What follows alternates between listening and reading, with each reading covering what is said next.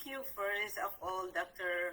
Satti and Dr. Maha, for joining us today in our conversation. I hope that we can be able to look critically and provide an insight for those Sudanese who are trying to bring solution to Sudan, but also other stakeholders working on Sudan who are concerned about the situation in Sudan. And so our conversation today is focusing on looking at the situation in Sudan, but is basically why we are here and why we are having this conversation is that there has been a military coup in Sudan, and today that coup has today marks a 1 year, or tomorrow the 25th mark 1 year since the military coup that unfortunately wiped out all the gain that the Sudanese people have made in the 2 years of the interim period. So marking, yes, of course, many people are demonstrating, raising their concern, demanding change in Sudan, but we saw the most appropriate way as Sudanese and also expert on the issues that facing the people of Sudan.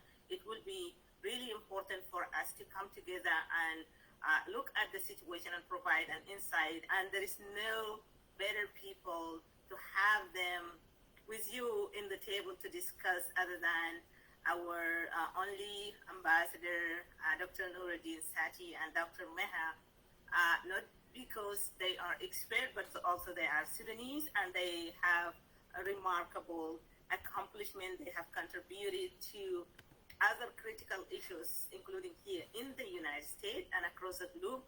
But I think we must give them the opportunity to contribute to resolution of issues facing the people of Sudan.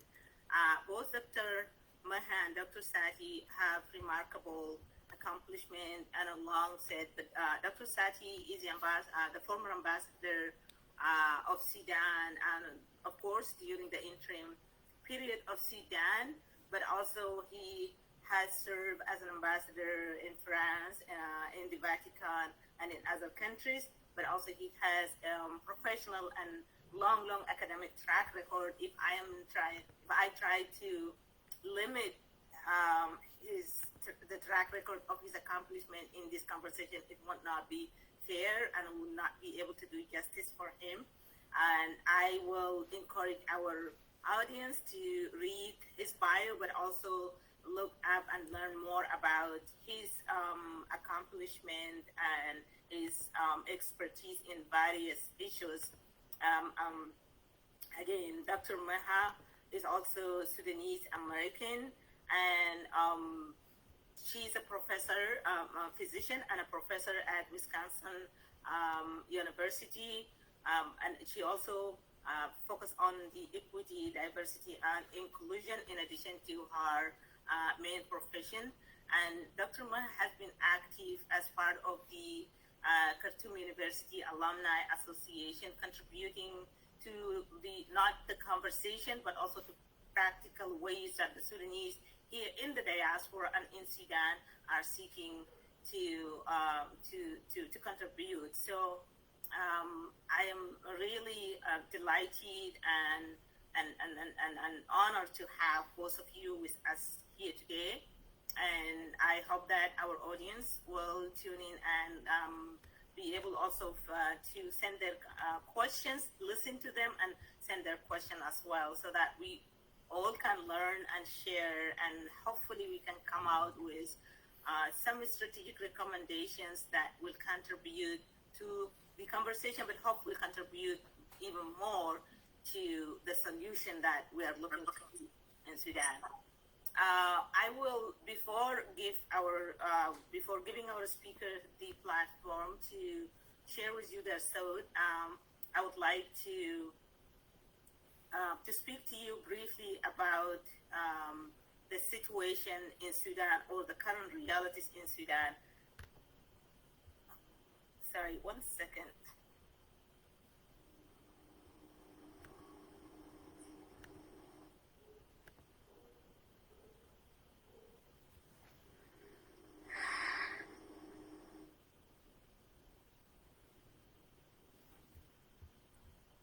Sorry, someone was banging in the door. I'm not expecting anyone to get sorry. Sorry. What I was talking is that I will be talking about to set the stage for the conversation. I'll be speaking to you briefly about what is the situation look like in Sudan, and give the opportunity to our speakers to look critically and share with us their thought about exactly what needs to be done. Today, it's been a year since the coup d'etat happened, but before that, we all have witnessed the revolution in Sudan in 2019, when the world has watched passionately and with excitement and concern when the Sudanese people from all walks of life came together, unified their effort and voice, and demanded change, demanded freedom, justice, and peace.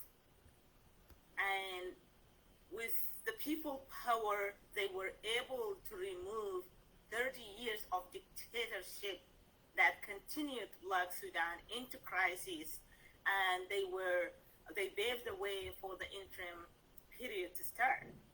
We were very hopeful, and we were optimistic, and thought that that was a window of opportunity. It's not presented itself, but it has been afforded by the sacrifices and the suffering of the people of Sudan, who took upon themselves to pay the highest price for that change to come. Everyone was happy. We were all engaged inside, outside Sudan, and we were hoping to do whatever it takes to take our country out of the brink of the crisis and to provide hope for the young generation who have grown know nothing but war and violence to see positive change taking place in Sudan. Unfortunately, on October 25th of 2021 last year, the military has taken an unprecedented step by removing the interim government that was put in accordance to the interim constitution, and it was supported and backed by all regional and international actors, even though it was not adequate, it was not an ideal situation, but the people of Sudan accepted that the distance of 100 miles start with one step. And that was their hope, that they will start with the imperfect to work together to make the perfect for them. Unfortunately, the interim government was created, and it has been really, really challenging for the government, especially the civilian government, to make change or to move forward with what they have promised and agreed upon to move forward. And they continue to go back and forth, but unfortunately what happened on October 25th was beyond comprehension, when the man who is the president, or supposed to be the president of the country, and his vice president, the head of the Sovereign Council, and his deputy, and the military circle agreed to remove the civilian government. Not only remove them, but they arrested the prime minister and several members of his government, declared an emergency situation, and imposed a curfew on the Sudanese people, and wipe out all the gains that the people of Sudan have worked really hard to build in that last 2 years since the interim period was created. That has shocked the world conscious, but also it has shocked the Sudanese themselves. It has created the sense of fear, uncertainty, but then the aftermath of the coup is even beyond our imagination as of today. First, the interim government was meant to give the priority to resolve the long-standing crisis that has been going on in Sudan, to establish democracy, to improve the economic conditions. Looking at the situation right now, none of those happen, and even the smallest things that were said to take place or were being taken during the interim period. Currently, there is no vision, there is no political will, and there is no strategy to make those promises happen. The escalation of violence, the people of Darfur have been in camps for 2 decades. People, children are born and raised, they have known nothing but violence, and the trauma is today in Darfur beyond our imagination. The violence rapidly escalated at an alarming rate. As for example, if I can go, I will speak on and on for days, but I would like to be brief. But as example, in June of 2022, one village in West Darfur was attacked by Rapid Support Forces and the Janjaweed militias, where 200 people have been killed, not in a day, not in a week, in a matter of hours. Nearly 198 people were injured. Homes were torched. The entire village was completely burned, and people were led to suffer without adequate or access to humanitarian assistance. Today, violence is rapidly escalating in South Kordofan. The issue of Lagawa is currently one of the challenges that are facing people: displacement, large-scale attacks. The Blue Nile. These people have lived for years and they never had disagreement, or they fought themselves. The issue in the Blue Nile, where the people of Blue Nile were part of the Sudan Liberation Movement army, who were fighting against marginalization of Sudan, but the people of the Blue Nile have never fought one another, or they had tribal clashes. Today, the government has created those divisions, and the people are right now, as I speak to you, they are killing each other in the Blue Nile because of the divide-conquer policy that the central government in Khartoum, the military, is imposing, so that the more the people of Sudan stay divided, the more they can continue to hold on to power. Human rights abuse, protesters who are protesting peacefully in Sudan.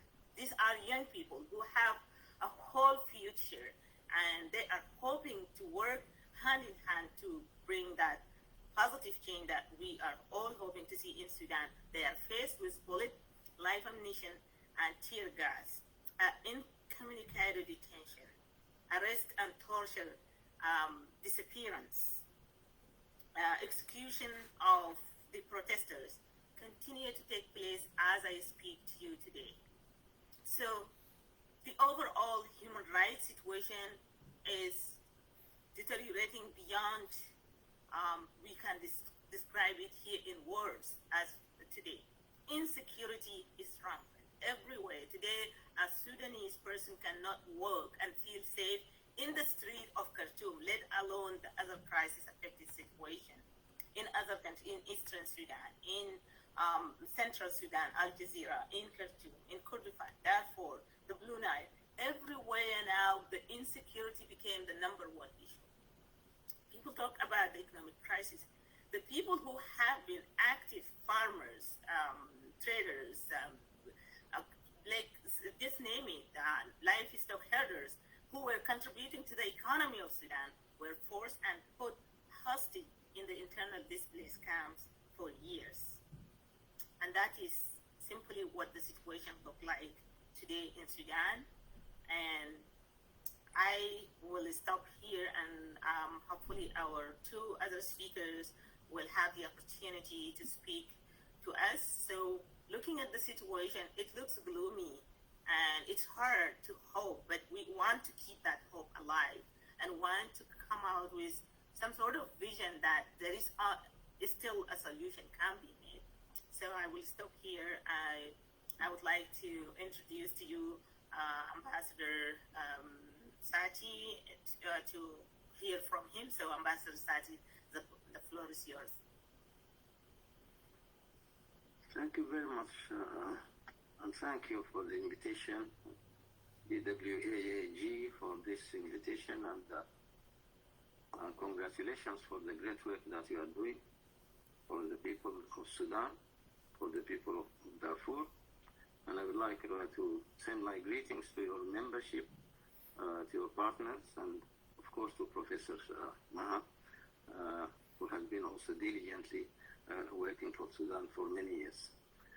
Well, the introduction that, you have done very well by setting the scene, and this is very helpful to me to be able to be brief, at least, and not to go back to all the things that you have just said.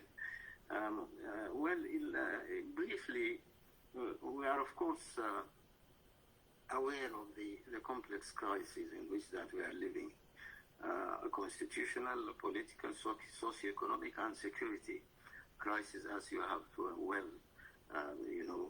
defined. It was, of course, the root causes. I mean, the causes of that coup are well known to all of us.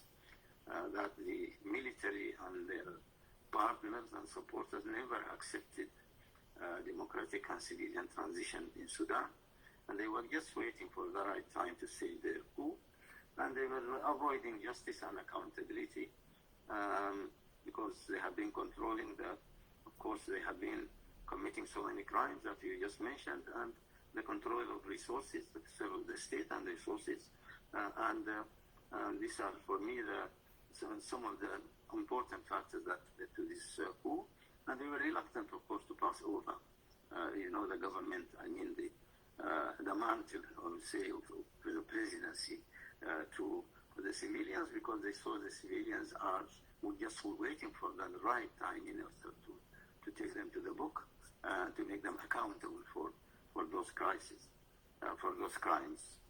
Of course, as you said, the coup has thrown Sudan in a deep constitutional and political crisis with great socio-economic, human rights, as you said, and security implications.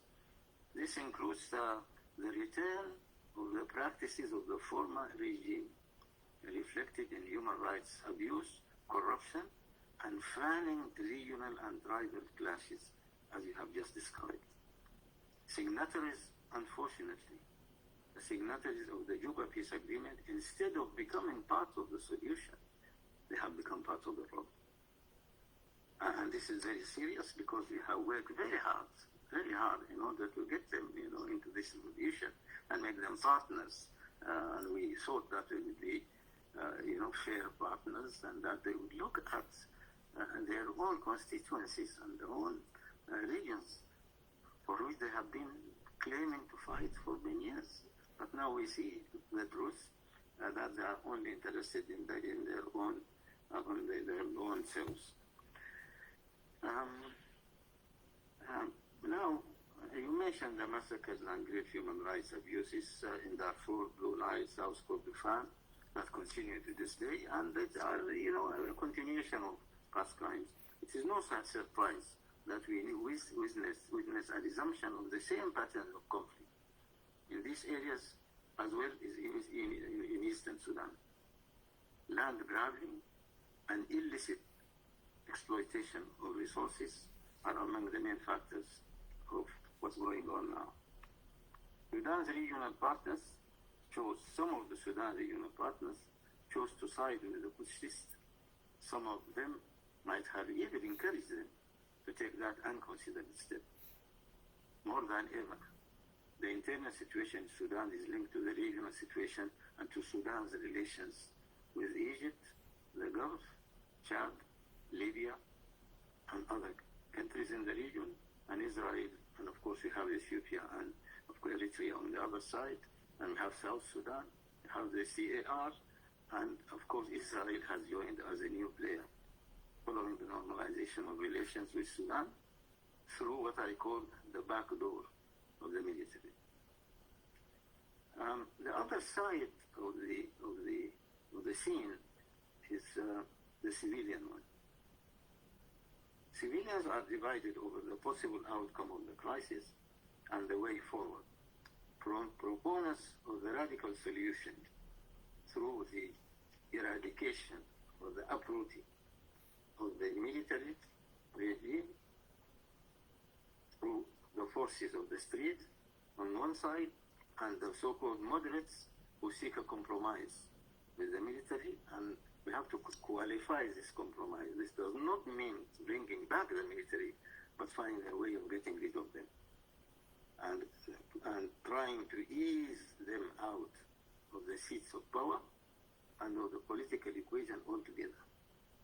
Divisions within the ranks of the civilians are playing in the hands of the putschists.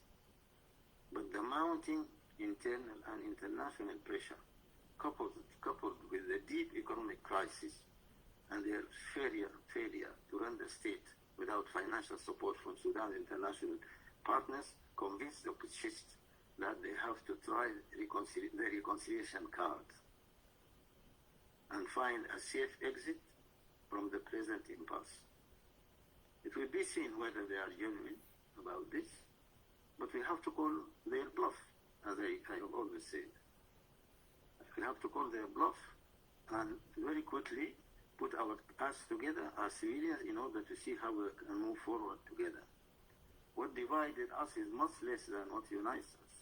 What unites us, or should unite us, is how we look at this military coup, the way we want to deal with it, the way we want to get rid of it, and how we are going to work together in order to implement the goals and objectives of the revolution. These are the main issues around which we should, what will happen later on, after the transitional period, who is going to win, then for network, etc. This is another issue. And other minor issues to my mind is about, whether we are going to completely sweep them out or whether we are going to negotiate a way in which that they will take the military out once and for all out of the political equation and convince them that they have no right to be part of that equation and that their role is not to rule but to assist the democratic institutions in Sudan.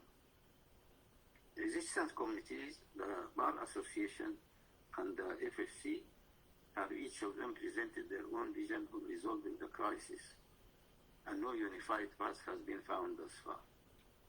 This is weakening the negotiating position of the civilians and strengthening the hand, as I said earlier, of the military. Our regional and international partners are trying to help us out of this, but of course we need to help them to help us. The UN, the AU, IGAD, supported by the Quad, the US, Saudi Arabia, the UAE, and the UK, are working actively in order to help find a way out from this crisis. This, in more or less, I would say, I don't want to further elaborate because I think you have very well set the scene for that. But let me move to what I would like to recommend. My first recommendation is that there is a need for a concerted effort of the civilians to defeat the coup. All those who believe in the objectives of the revolution and in putting an end to the coup should come together to agree on a single roadmap to defeat the coup. Of course, it will be unrealistic to think that we are going to have 100% consensus on what's going to be. It does not happen anywhere. And in a democracy, you never have 100% consensus. But we should reach to a point, what I call a critical mass, and a point at which we decide we have garnered enough support for us to move forward. It could be a 70 or an 80%, 85% consensus. There's always going to be some people who will be unhappy about what we are going to do. But we should be able to get a majority, I think, position that will help us to move forward. The roadmap should include calling the bluff of the military, as I said earlier, and taking up executive power as soon as possible, and agree on steps to form the legislative assembly and other state organs. Because as long as you are sitting on the fence and watching what they are doing and analyzing it and criticizing it and all that, you will not be able to do anything. You are not going to be effective. You have to take power in your hand. They are saying, yes, come and take the power, let us go and take it. And then fight from within and see exactly how we are going to bend, the options to our side. My second recommendation would be to agree on the modalities to deal with the issues of past and current crimes within the framework of an agreed transitional justice model that deals with those crimes while allowing the country to move forward. In similar situations, I worked on similar situations. One example was the Burundi one. Of course, you are familiar with South Africa, familiar with Rwanda, familiar with other situations in the world where, just a minute, this is a very important call. Just a minute, I'll come back to you. Just a second. Oh, sorry. This is somebody who is very important, but anyway, I'll call him back later. So, this is essential. The former government, our civilian government, tried to put together a transitional justice model. I don't think that they have failed to complete it. They adopted a legislation, but could not put in place, or designate the body that would, the commission that would run that, and this is an unfinished business. We need to finish, and we have to be realistic about it. How do you reconcile between crimes on one side, justice and peace, and allowing the country move forward? This has always been a problem in many situations that I have worked on personally, but we have to find that model and work on it.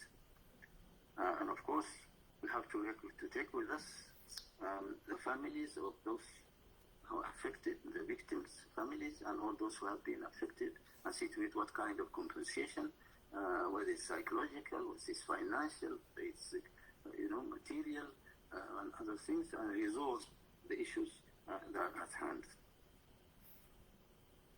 And one of those issues is, as you just mentioned, and this is my third recommendation, find a solution for the problem of the IDPs and refugees in Darfur and the two areas and elsewhere.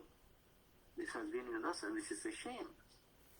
It's a shame that those people would still be there for 20 years or over 20 years. It's a shame to the Sudanese in general, but in particular to those who claim that they have been fighting on their behalf.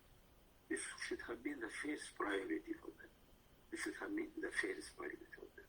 How are we going to help our own people to come out of these IDP camps and to come back from their camps? Instead of doing that, they are busy doing other things. And for me, this was a crucial issue, and we have to deal with it.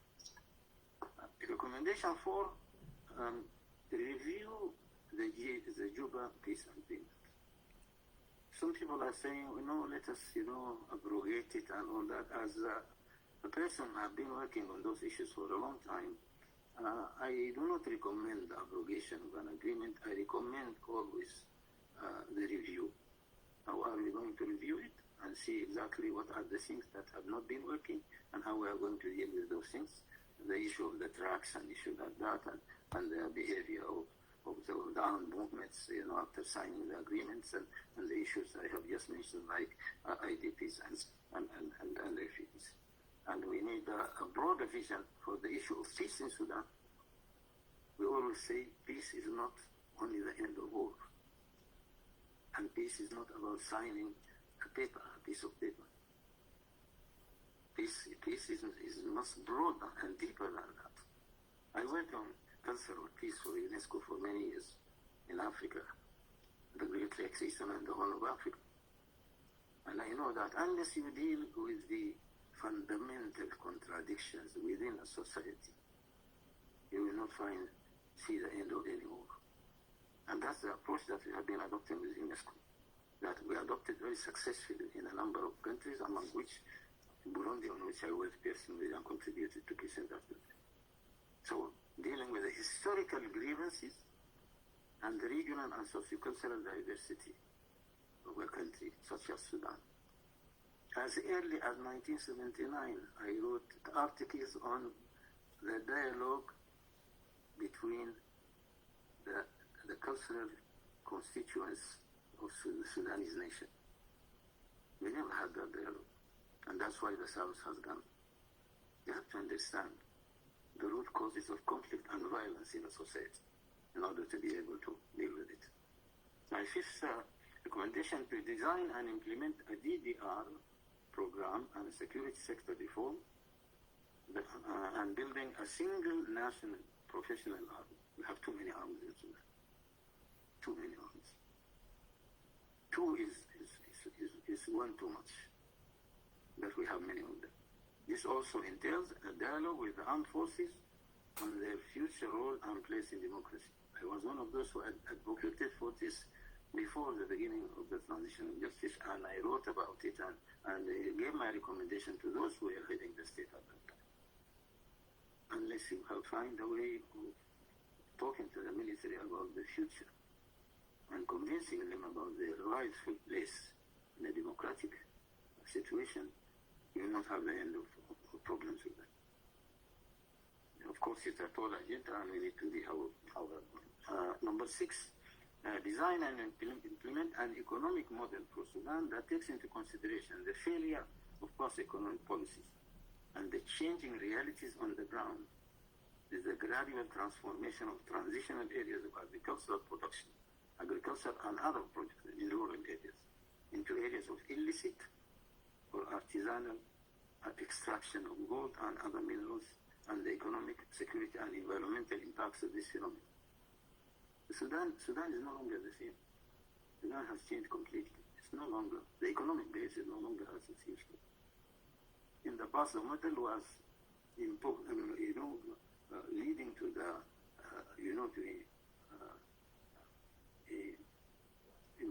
to impoverish the what I call the areas, the production areas, in the favor of the urban areas.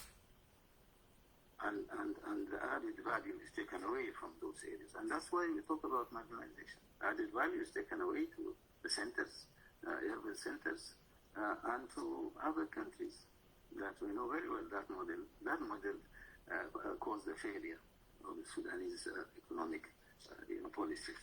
We need to find another one.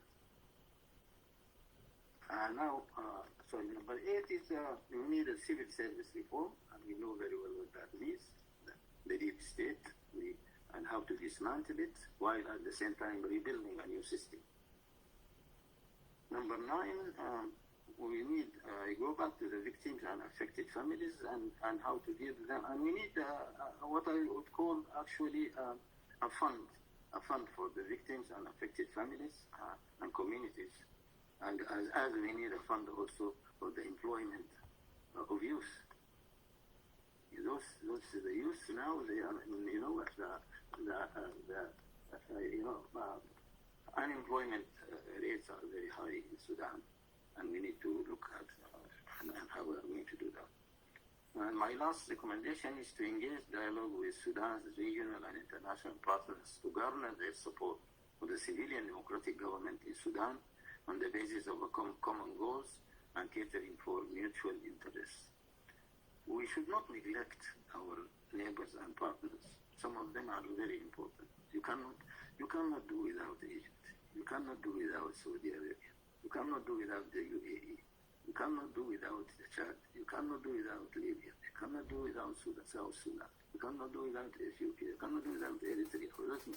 These are essential countries for our security and our welfare. We are interlinked, in many ways. We have to look at this formula and see how interconnected we are and how we are going to do about that, instead of fighting everybody and blaming everybody for what's going on in Sudan. Well, let me stop here. Maybe later on, if you have any idea, I can clarify some of it. Thank you very much. Thank you so much, Ambassador Nureldin. That's really very comprehensive and insightful. So I really appreciate you pointing those points out, and I think it's very helpful and useful for us. Now I am moving into introducing our next speaker, Dr. Maha. Please, the floor is yours. We look forward to hearing from you. Bismillah ar-Rahman ar-Rahim. Thank you very much, Darfur Women Active Action Group, Ms. Niemat Ahmadi and Dr. Nureldin Satti for the invitation. And it has been a pleasure for me to partner with you, Ms. Ahmadi, as well as Dr. Nureldin Satti. You both laid the ground, and I will try to avoid repeating what have already been said so we can use our time effectively. And I'll start by saying that it is evident to all that the current deterioration in the security and economy in Sudan got created due to the absence of a democratic elected government, the current political fragmentation and governance of a disgraceful and failed military coup. So it is a shared responsibility. This is causing real internal and international panic and concern, let alone the very existence of Sudan. And the intensification of the violence by the military dictators and its supporters from the disgraced civilian groups against the freedom-living nation is enabled by the fractured internal civilian revolution front and ineffective support from the Sudanese in the diaspora. And why is that? It's due to the fact that Sudanese in the diaspora is a very small size community compared to the international immigrant community. And its financial resources are limited. And these financial limitations lead to limitation of funding, effective funding of lobbying system, for example, in Washington, D.C. or Western Europe. As well as it's also limited its ability to maintain support to the internal resistance in Sudan. The prolongation of having a state of Sudan without democratic government lead to unwanted interference of part of the international players. Remember, I said part, not all of the international players that interested in looting Sudan resources. For example, gold smuggling by Russia, as well as fragmenting Sudan by supporting local civilian tribe leaders in creating local massacres and small-size genocide to destabilize Sudan. For example, we all know the French interference in Darfur and Chad, as well as the unfortunate tribal conflict which occurred in the Blue Nile recently. As Ms. Ahmadi mentioned, that this was not the case in the past. This is all new to us in Sudan. Knowing that all these conflicts are probably supported by the smuggled gold. And the ultimate goal is to deepen the rift between the tribes and set the floor for more division in Sudan. It's not just South Sudan is divided. And the more divided Sudan we're going to have in the future, the easier to smuggle Sudan resources overseas. So I'm going to jump into my suggestions or suggested solutions. First of all, I think we all recognize that we have to unify the internal resistance front. And then here are my recommendations. I recommend to have informal arbitration to close the gaps between the internal resistant groups and bring them together. For example, electing a non-political Sudanese figure known with his or her conflict resolution and leadership skills to start talks with the different entities of the revolution components. Example, the political parties, Sudanese resistance committees, Al-Muqawma, and Alliance of Freedom and Change. Also, seek political participation with real weight and sidestep the loud voice with low national membership political parties that subscribes ideology that are not fully supported internally nor internationally with the current supporting democracy transition supporting allies. Establishing a fact-checking system for timely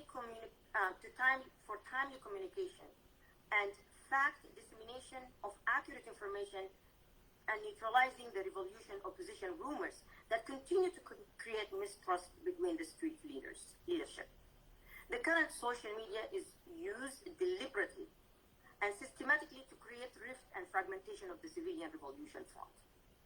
This can be done by creating a civilian informal council. It doesn't have to be a parliament. And we don't have to wait for a Majlis al-Tashrir. This can be informal council that meets periodically to give updates of each opposition group's steps And this will ensure the presence of transparency and improve the trust between the different groups. You can't wait till it is too late to have a national conference to explain your steps in the current situation. And these conferences has been happening randomly to counteract the damage that happened already in the streets. Requests from the international supporting communities to fund conflict resolution and consensus building workshop for the resistant communities, leaders, and political party leaders. I say this cautiously, but from what I've seen outside now, my belief that the current political leadership style in Sudan is very traditional. And its method of resolving their differences, And at the same time, the new generation which lead the community resistant lack the experience and full understanding of the fact that negotiation does not equate settlement. And there is ways to do this tactfully while guarding the revolution and first and foremost, Sudan as a nation interests. Resistance should not only manifest itself in demonstrations in the street by building capacity. For example, Palestine's stone intifada is dated back to 1987, and it is still out in the street with limited advancement in its goals. We should learn from history in moving forward as well as focus on training the current young leading generation in their leadership skills through the international democracy supporting allies resources, and there is resources. And this should work concurrently with the demonstration in the street. I would like to raise a very important point to the civilian revolution, different entities, which is the fact that the current supporting international community does not want the Islamic regime to come back. United States, UK, Israel, they are not pro-Islamic regime. They do not want them to come back. And this is in the new democratic government. And that is the reason why current Coup leader has not appointed any prime minister to his Coup cabinet. This is deliberate and planned act, and not due to lack of Islamic parties candidate to take that position. Burhan is under check by the international community not to bring a cause, not to bring a leader from the Hizb al-Mu'tamar al-Watani or the Islamic Front parties to be the new prime minister. So this is a point of shared interest for the revolution in the street and the international community.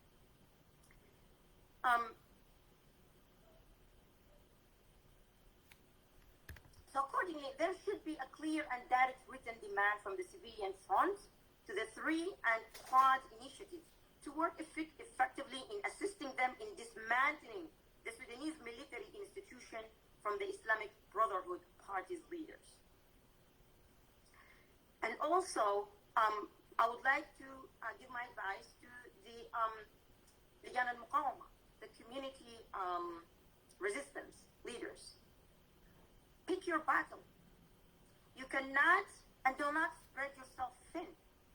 Do not go engage into war with the political parties. We know they have defects, and their improvement is a moving target. Do not get involved in a war with the international community and always negatively criticize the United Nations and the Quad initiative in their interest in Sudan. Yes, they have interest in Sudan. This is natural. There is nothing new there. And they said they have interest in Sudan. Pick your battle. Choose one shared enemy. And that is the current regime that we need to dismantle. And work as Dr. Nureldin Satti said, you need to work with the international community. The door is still open to unite and form a civilian democratic government because the international community is also interested in that. However, and unfortunately, we need to keep in mind that their current support of the military institution is there. Yeah, they are. But it's temporary. And it is out of their fear and mistrust out of the fear of their own interest in trading with Sudan economically in the future, as well as they would like to ensure that the current leading political parties and community-resistant leaders have mature, stable, long-term economical vision and knowledge and alliance with them. And thank you.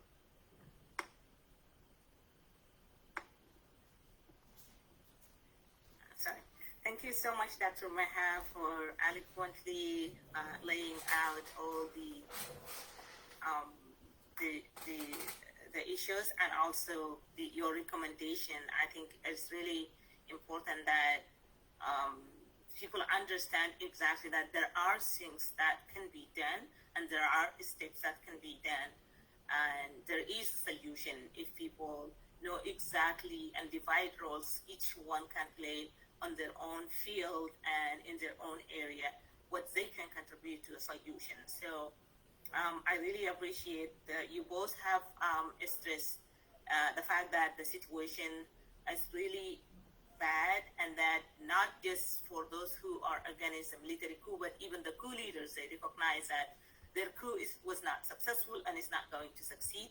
This is the 21st century. No one, no government will want to support a military coup so that they will also promote a military coup in their own nations. So it is unacceptable, something that the coup leaders have to understand. Also, the division among the Sudanese people, opposition, political parties, the revolutionary committees, and civil society groups, this is one of the core issues that is currently undermining the solution to the problem of Sudan. I do agree with both of you for highlighting that, because Al-Burhan and Himeti are not the most smartest men in Sudan. They are not the most favored, not in Sudan, but also internationally. Everyone knows them. Why would we, as Sudanese, cannot be able to put the appropriate person because of people get caught into those nitty-gritty of their own, like self-interest driven, sometimes with ignorance, sometimes with like people have been still living in the era of al-Bashir, whereby they are told to live as tribe, as cousins, as geographical territories, instead of looking at the interests of the nation of Sudan, looking at solution on the basis of the fundamental rights of all Sudanese, looking into making a solution as like having the rule of law to be the top of guidance in the country. We don't have a constitution. Sudan never had one, never had a permanent constitution that stipulate the right of the Sudanese people. That is why the power is always given to those who carry gun and they can kill as many people as possible. The political parties, and I could speak to that, I agree with you, most of these political parties are outdated. Their visions are outdated. Their missions, they have been implemented in the Sudanese society. It did not create the change. I think they themselves need to be realistic and look into what works, what doesn't work. But also for the people of Sudan, we must learn to not sit back and criticize, rather provide an alternative. What you think, what you suggest, instead of yelling, like today, as Dr. Maha mentioned, Sudanese spending tons of hours on the internet, yelling and screaming at one another. That is energy, that is talent, that is the capabilities that we do need to put it in the right place. Spend time on educating people, on those young people on the street. Spend time supporting the genuine civil society group who are working to provide opportunities for the people of Sudan. Spend time learning about other cases, other situations that have been through the same crisis as Sudan, and how did they come out of that? Even though there is not an ideal situation, but at least there is level, as Dr. Nureldin mentioned, that we cannot have 100%, but those countries, like look at Liberia, for instance. They were led by a dictator. There has been crimes of genocide, war crimes, of crimes against humanity committed. But when the people of Liberia all agreed that they want peace and they want accountability, it did happen. We need to figure out some realistic priorities that we agree on and we all come together. And speaking about the Juba peace signatories, it is like really the biggest disappointment in history, not just to their constituency or the Sudanese people, but also to the regional and international actors. These guys have been fighting for years.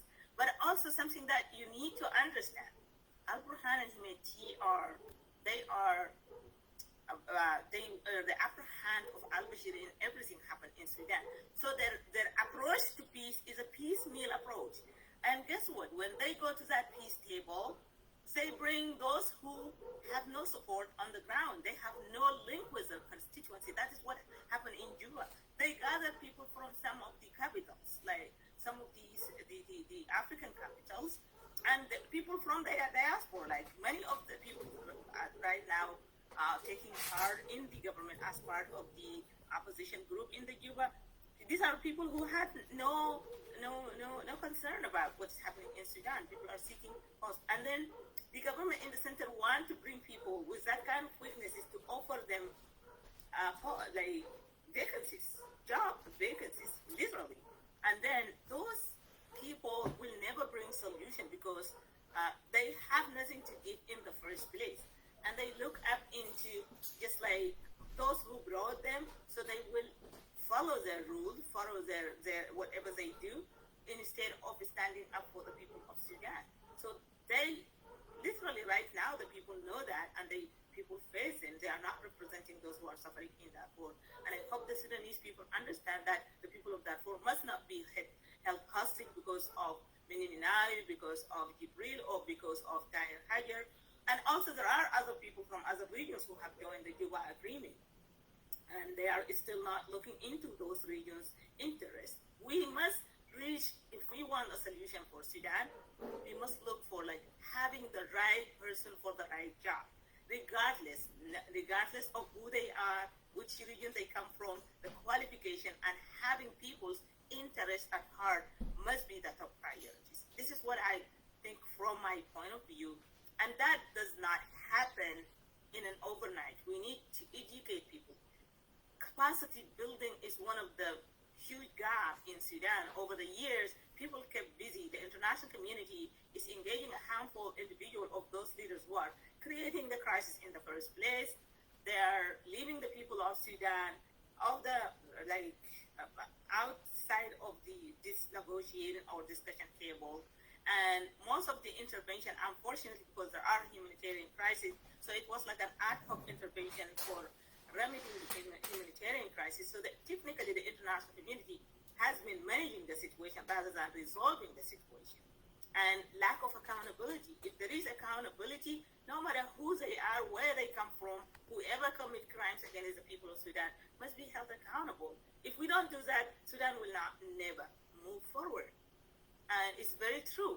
And then speaking about the international community and some of the Sudanese, of course, like they kept on repeating of that people have interest in the post-modernization era, and like the whole world learned that this is not the time in which you go to a nuclear war with anybody.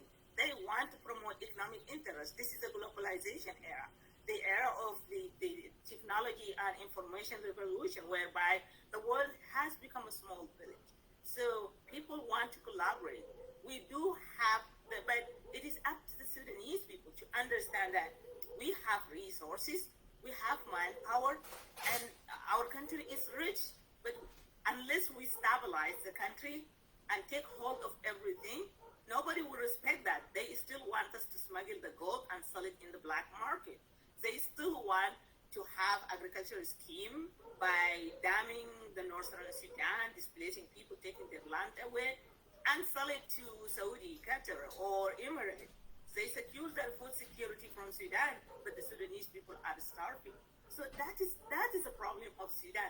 And unless we sit down and make Sudan our priority, it's not going to happen. no matter who we bring, the people of Sudan have, and if there are people today, they are thinking that tomorrow there will be a new civilian government, that it would provide position for people. If they are looking for that, they are not looking to the interest of the people of Sudan, that is not the solution. It's not going to work. They have to look into the interest of the people of Sudan, also using institutional approach to the solution in Sudan. Look at the judicial institution. What kind of institution you want? Look at the health institution.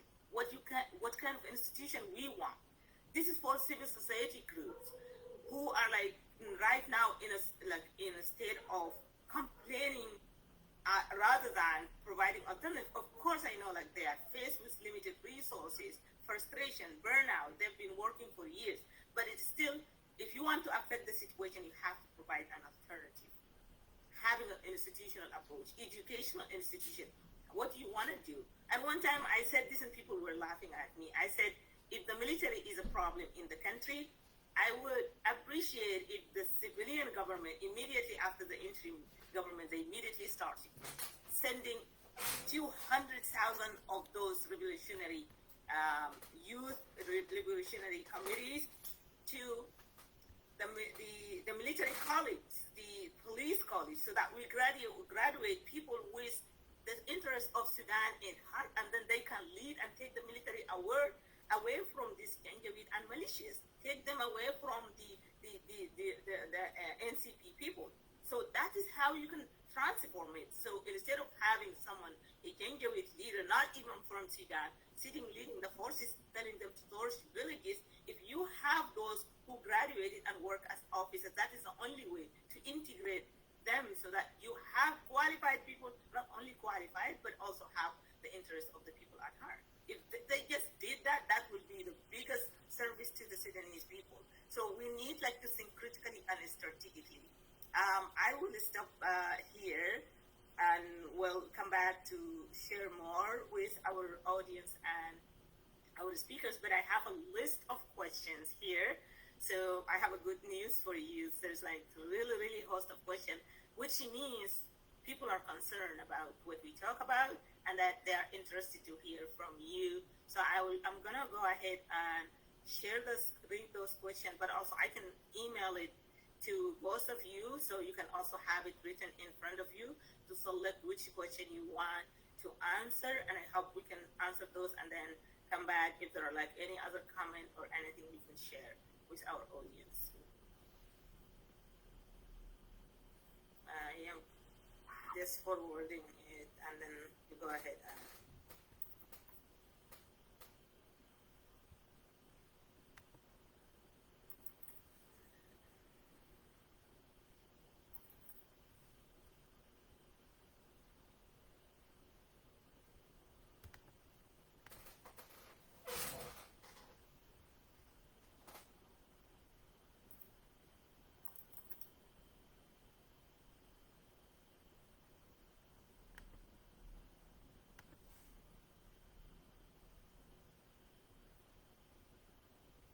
I just sent you the questions, but I will go ahead and share with you the questions so that also our audience can hear what kind of questions we have, just in case they want to ask similar questions so they can summarize their question instead of asking the same questions.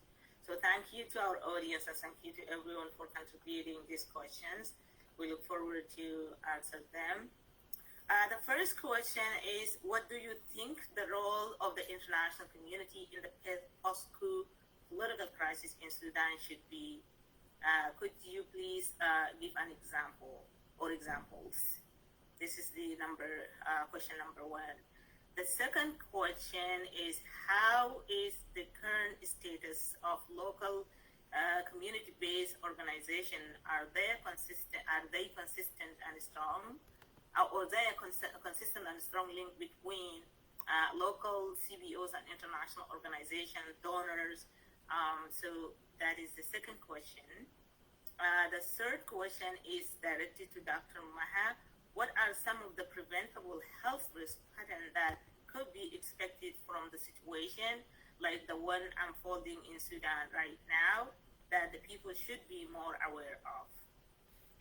Number four, to build off question, what are some political or social justice implications for those health risks that should be addressed by policymakers and activists? The question number 5, addressed to all of us, what are some factors that are playing into foreign powers in action with respect to your field of expertise? Question 5, in addition to Sorry, can you repeat the question 4, please? What are some political and justice? What are some political or social justice implications for those health risks that should be addressed by policymakers and activists?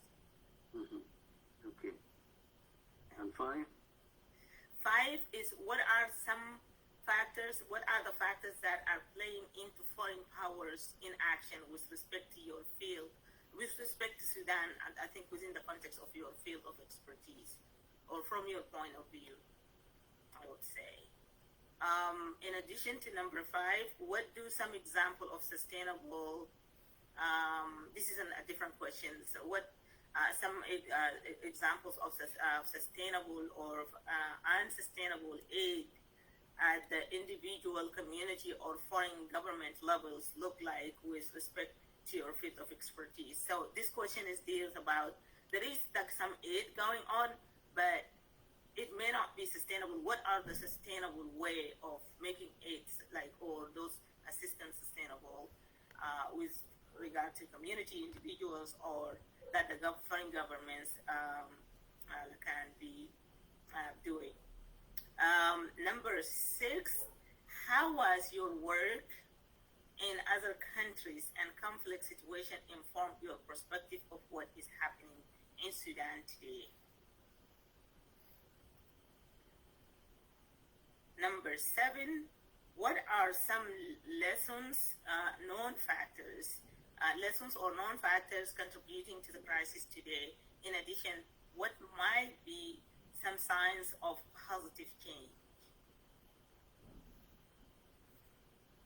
Number 8, how do you propose to stop the ongoing violence in Sudan? How do you propose, sorry? Yeah, to like your view of ending violence in Sudan.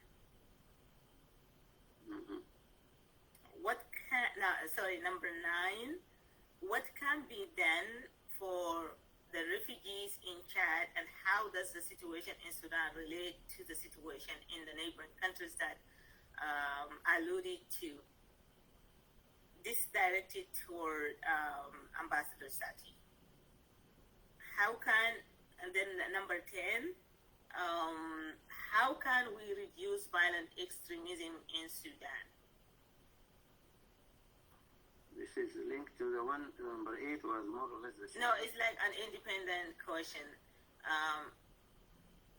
Can we reduce violence?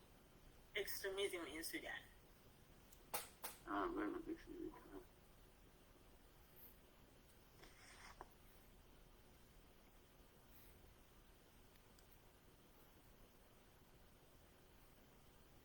Yeah, I agree. Number 8 and 10 could be addressed together because it's about how do you propose to stop the ongoing violence in Sudan, and how can we reduce violent extremism in Sudan? They're kind of close. Okay. Yeah, I think there are 2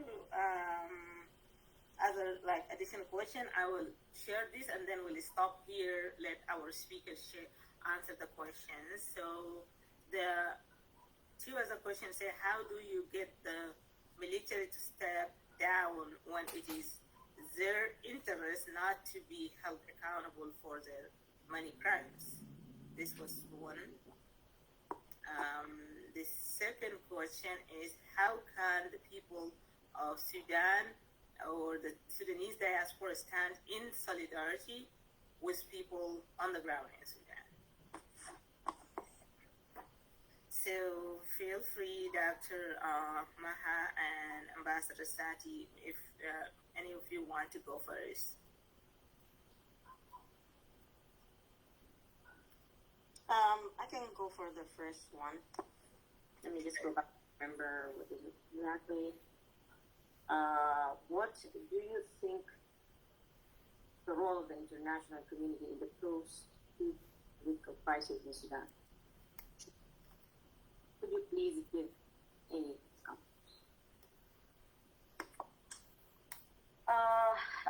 First of all, we have to acknowledge two things.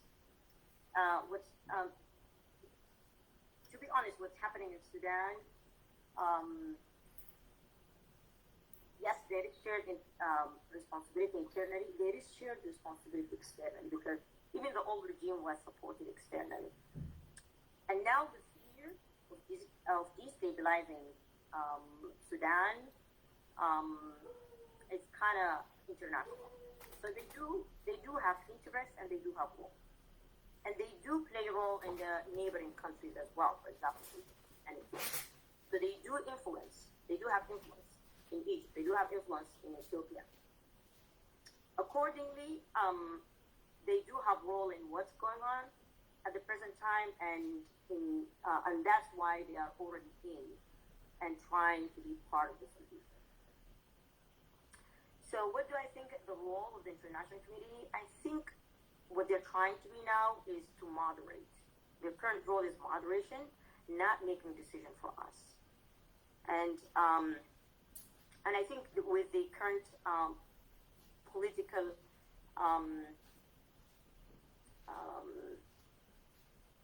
kind of divided front in Sudan, we do need moderation.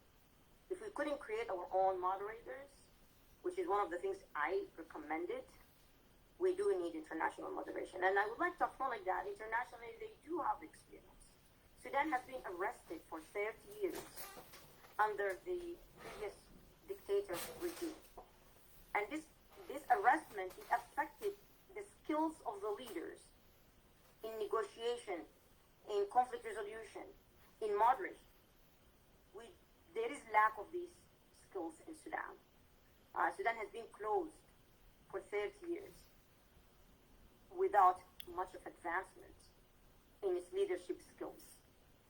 So I think that we should look at the international community as a resource to help in moderating between the different parties which has the same goal.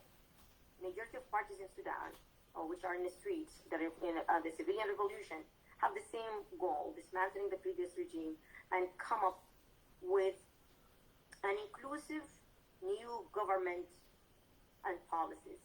Remember, inclusive. We have to be very self-aware of the fact that the beauty of Sudan is diversity.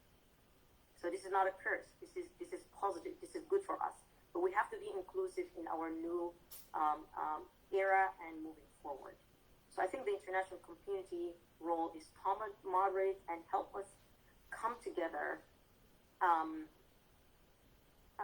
and figuring out how to cash on our shared goals and how to compromise and come to middle ground with our differences to be able to move this boat forward.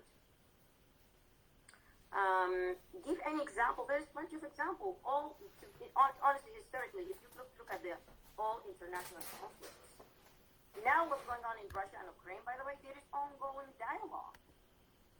It's not just military effort between Russia and Ukraine. There is ongoing dialogue to try to resolve this in the United Nations and between countries directly. There is ongoing dialogue to try to resolve this conflict. In South Africa, Nelson Mandela one day, he did negotiate with the old regime, with the colonization. He did advise his people to step it up, move beyond the past, don't hang on the past, and try to find solution by negotiating with the aggressor.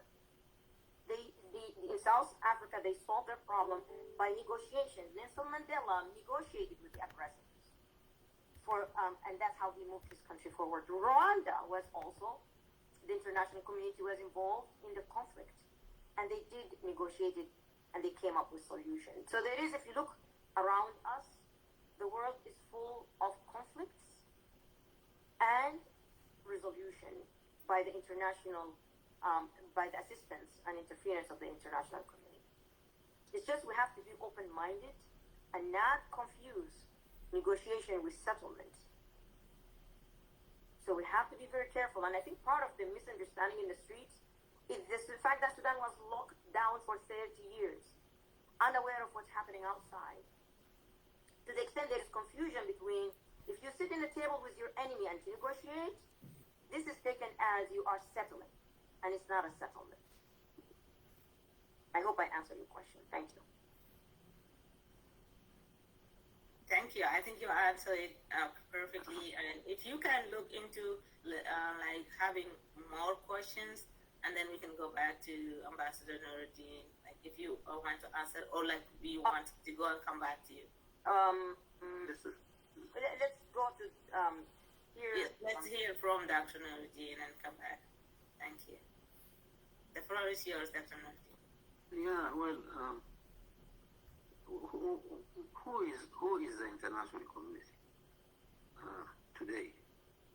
Or what is the international community today? I work in the UN for 12 years, including 6 or 7 of them with the peacekeeping and peace building, peacemaking.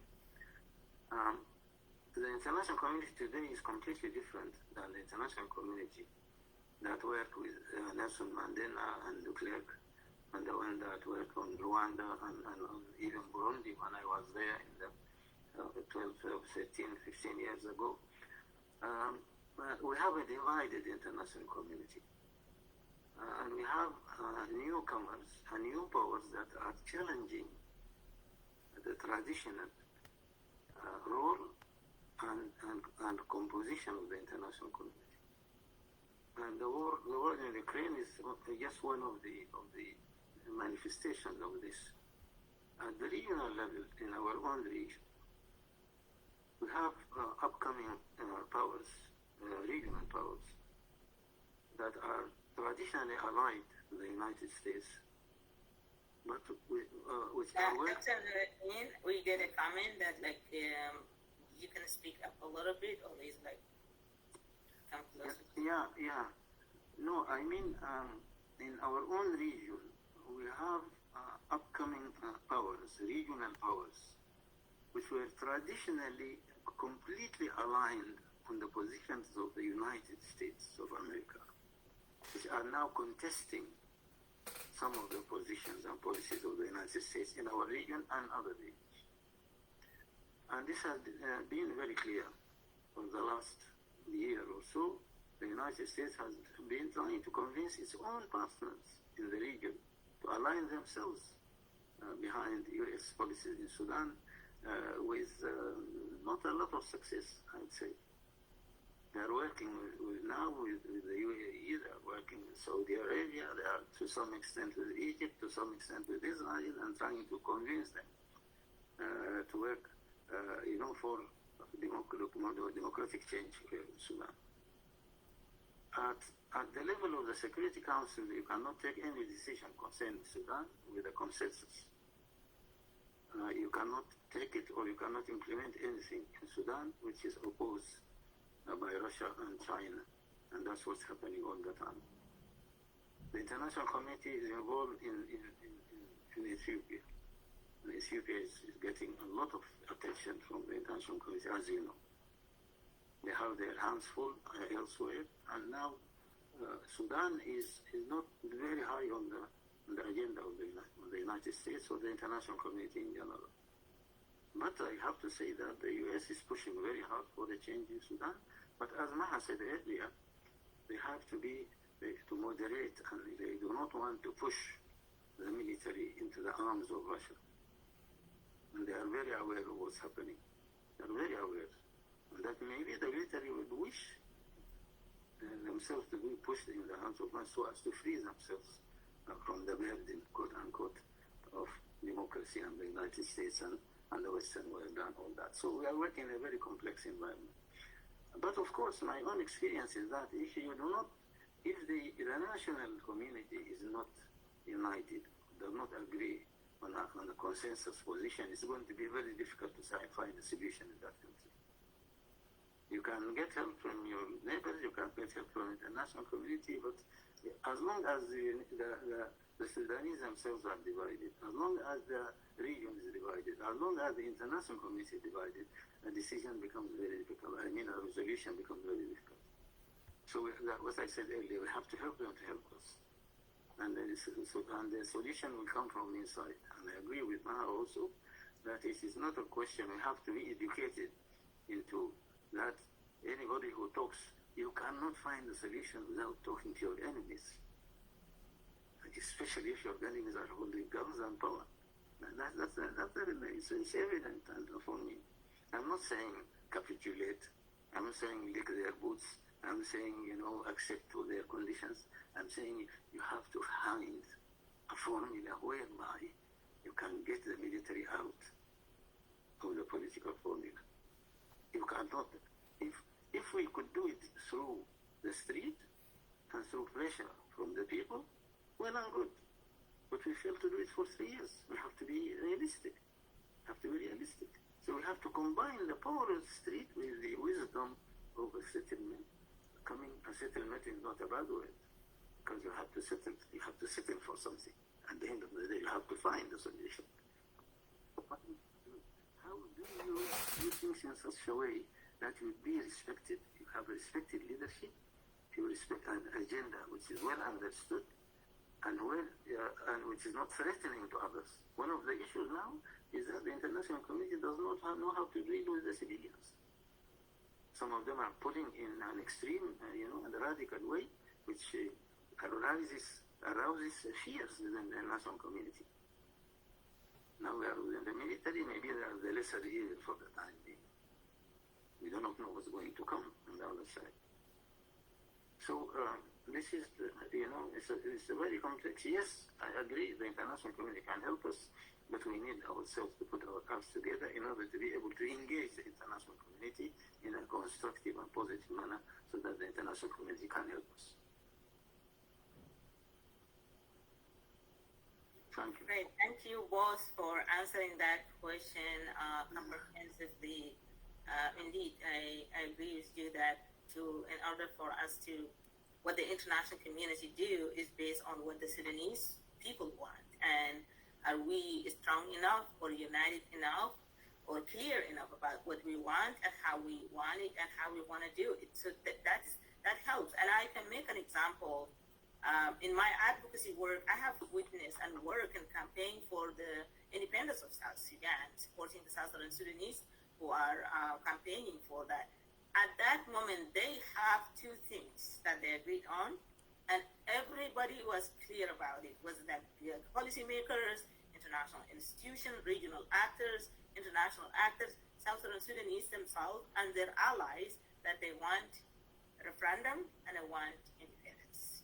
So everybody knows. It was clear, like you speak to a child, an adult, civil society, a military, SPLA member, it's not an ideal situation, but I just make an example when people are clear about what they want.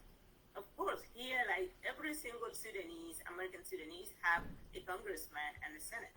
You can shape the United States policy the way you want. If you know what you want and you lay down and help them work with you to articulate and to develop and design the framework that will help bring a solution to Sudan. But when you are all divided and everyone is singing a different song, nobody can dance to that song because you just hear so many different music at the same and rhythm at the same time. So it's just practical. And of course, we are a part of the international community. We shouldn't be looking into the international community that we are asking them or begging them, but they are our partners. We are not living in isolation, and we'll never live in isolation. We are a member state of the UN, the AU, the Arab League. All this, we have to step the responsibility to the level that we can be peers, equal, and let them, this is what we want. And that's the failure from our part, from the Sudanese opposition and those who are seeking change. They're not clear, they're not united, and they're also not realistic. When we all calling for accountability, some people was no, we don't want to send Bashir to the Hague. So if there is accountability, it's not about why Bashir was held accountable. I'm really very sorry. We have 11 more questions to answer. Yeah, I would like to know how we are going to deal with the time, because we have 40 minutes, and I have a commitment after that. Sure. If we are to answer the questions, we should answer them or send the answers in writing, because it takes a long time to answer 11 questions. Thank you very much. Here is what we're going to do. I think maybe each one of you can pick some of the questions. So that way we'll have each one answer the questions, and then we'll just, if we have more comments, we will be brief and then end it on time. Okay, thank you very much. So I think I see Maha, this community-based organization, CBO, do you want to answer or do you want me to answer? I would leave it for you to answer, because I did not honestly understand the question fully. So I'll let you do this. No, I mean, if I understood the question very briefly, how the local, national community-based organizations in Sudan are doing and working with international organizations and donors, if I understood this question. I think that in a situation like the one we are living, which is an extension of Bashir's, it becomes very difficult for internationals to operate in Sudan. But to my knowledge, there are a number of international NGOs that are working in Sudan in many areas, whether it's the area of development, or the area of humanitarian, or the area of capacity building, or the civil society issues, of democracy and building, institutional building, and all that. And I think they started to work very well during the Hamdok, governments. But now I think with the new situation that we are having, new difficulties are arising as how to work, how to move forward, how to move in areas where the international communities, the international NGOs would like to move.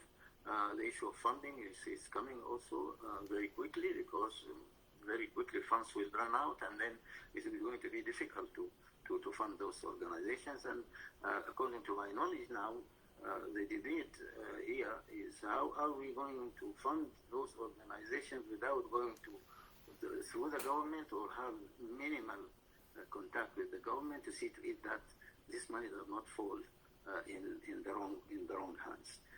But in general, I think we started very well, and we started building excellent relations. But of course now, things are getting more and more complex now.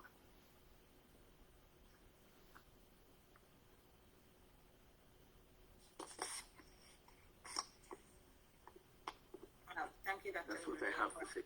That question.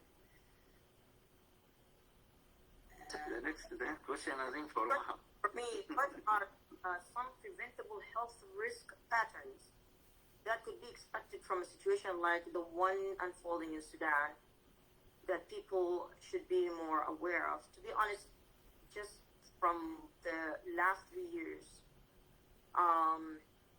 one of the major public health thing that we're aware of is healthcare disparity. What is happening in Sudan now, which is there is an ongoing drift between different tribes, increase in the poverty, destabilization of people from their own villages, and this will eventually, it's already caused healthcare disparity. And it keeps going to get worse. The poverty, the lack of education, the lack of clean water, for example, the absence of healthcare that can get into those areas to provide care. These are the major things that can happen during the current, it's already happening actually in Sudan at the present time. And what should be more aware?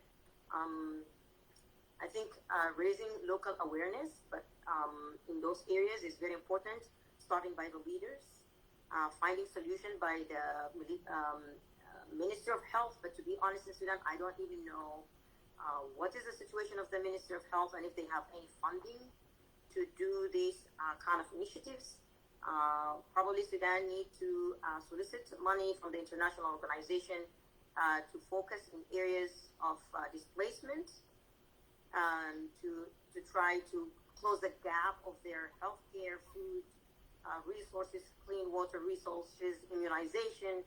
But I'm not sure with the current situation if any international organization is willing to fund Sudan. We have to be realistic. Remember one of the things I mentioned as solution, which is reality check. We have to have reality check. Our reality now, no international funding community trusts the current cabinet, and they will not fund us with money to do any initiative to counteract the well-known war-related health consequences. Thank you so much, Dr. Maha. I would ask a few things to what you said. In addition to what you articulated, is that right now the level of trauma is high. There is incident of suicide. There is domestic violence that impact families, and also mental health issues in Sudan. Nobody's talking about it, but right now it's like a mental health crisis, a huge crisis, let alone the preventable health issues like diabetes, high blood pressure. The women die at birth because there is a demonstration in Khartoum. There is demonstration. They can't reach the hospital. Let alone in Darfur, South Kordofan, or Eastern Sudan, where there is less. There is lack of health infrastructure, of course, and there's lack of service. And then also they are not paying health workers, including physicians, are not paid. They're always mostly like in a strike. But also there's no respect. So yeah, these are a few things to add. So I totally agree with you, Niemat, that yes, that's accurate. The aftermath of violence, rape, is huge in Sudan now, and we don't even have statistics, to be honest. There is an estimate, but there is no statistics. And this is a huge issue that once, inshallah, the situation is stabilized in Sudan, and we start to have an elected cabinet and international funding, there should be prioritization of what's needed in an area that's affected the most.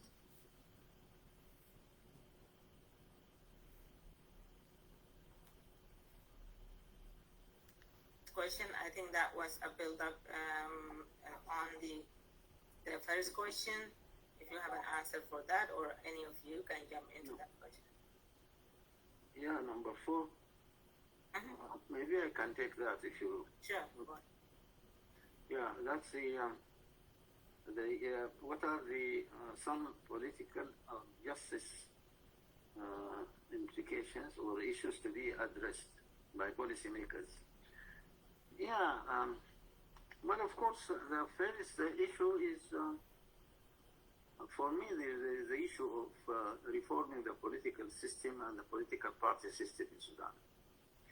This is a major issue.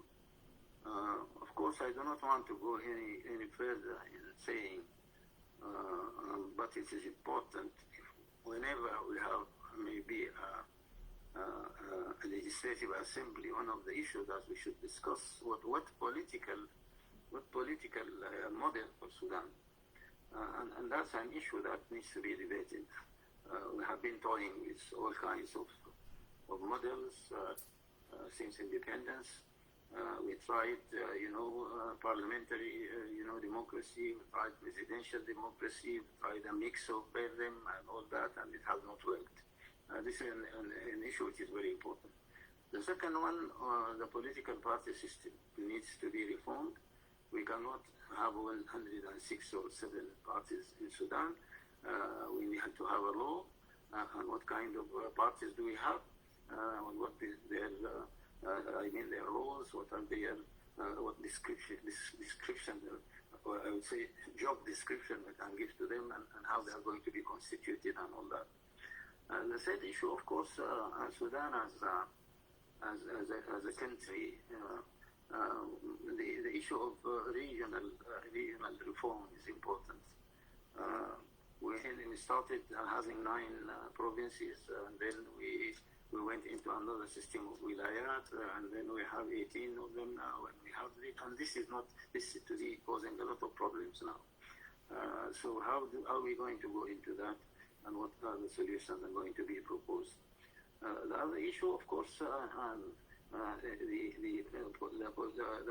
political reforms that we are advocating as a nation concerning the relations with the military, as I said earlier, and how we are going to do that, and to what extent are we going to do things in a proper way, so that we'll not have the military coming back, every time we have.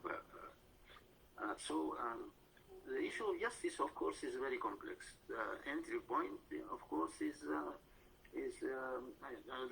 judiciary reform. Justice has been polluted for the last 30 years. It has been corrupt. We have corrupt, judges. We have a corrupt system, and it's not working at all.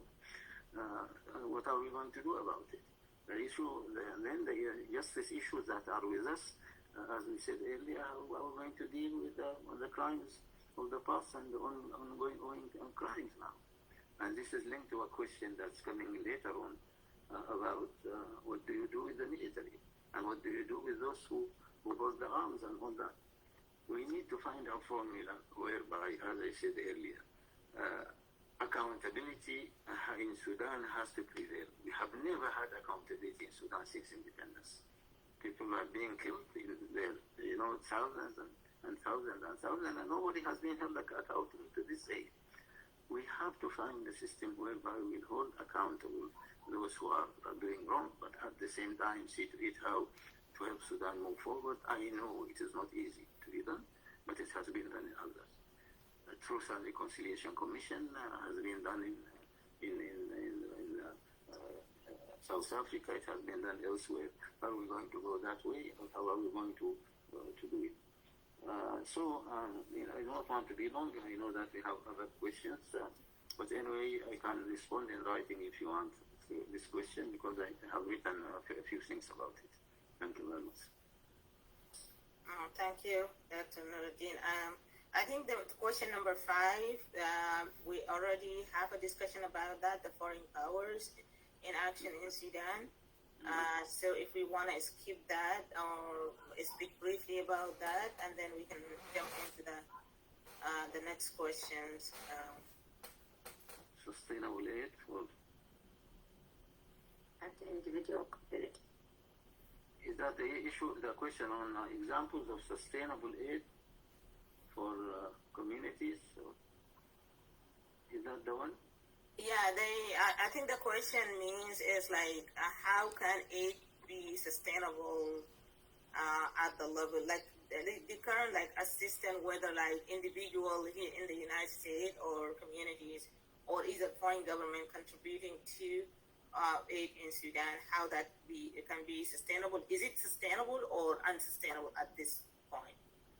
Well, it depends what kind of aid we are talking about. For example, the Hamdouk governments put in place the family support program, for example, Samarat, and that's a program that targets families in need of assistance, and supported by USAID and the World Bank, and considerable funds have been put in that. This one has been suspended now. This is one kind of aid and assistance. Other types of aid, of course, are humanitarian assistance to the needy areas that are, suffering from man-made or natural disasters, and of course, and this has its own challenge that has been going on for some time, and I think this is going to be continued with the usual difficulties and obstacles and problems for a regime like the one we have now. Who will not allow those who want to help us to free access, and the issue of access has been with us for a very, very long time, and I think it will continue with this kind of regime.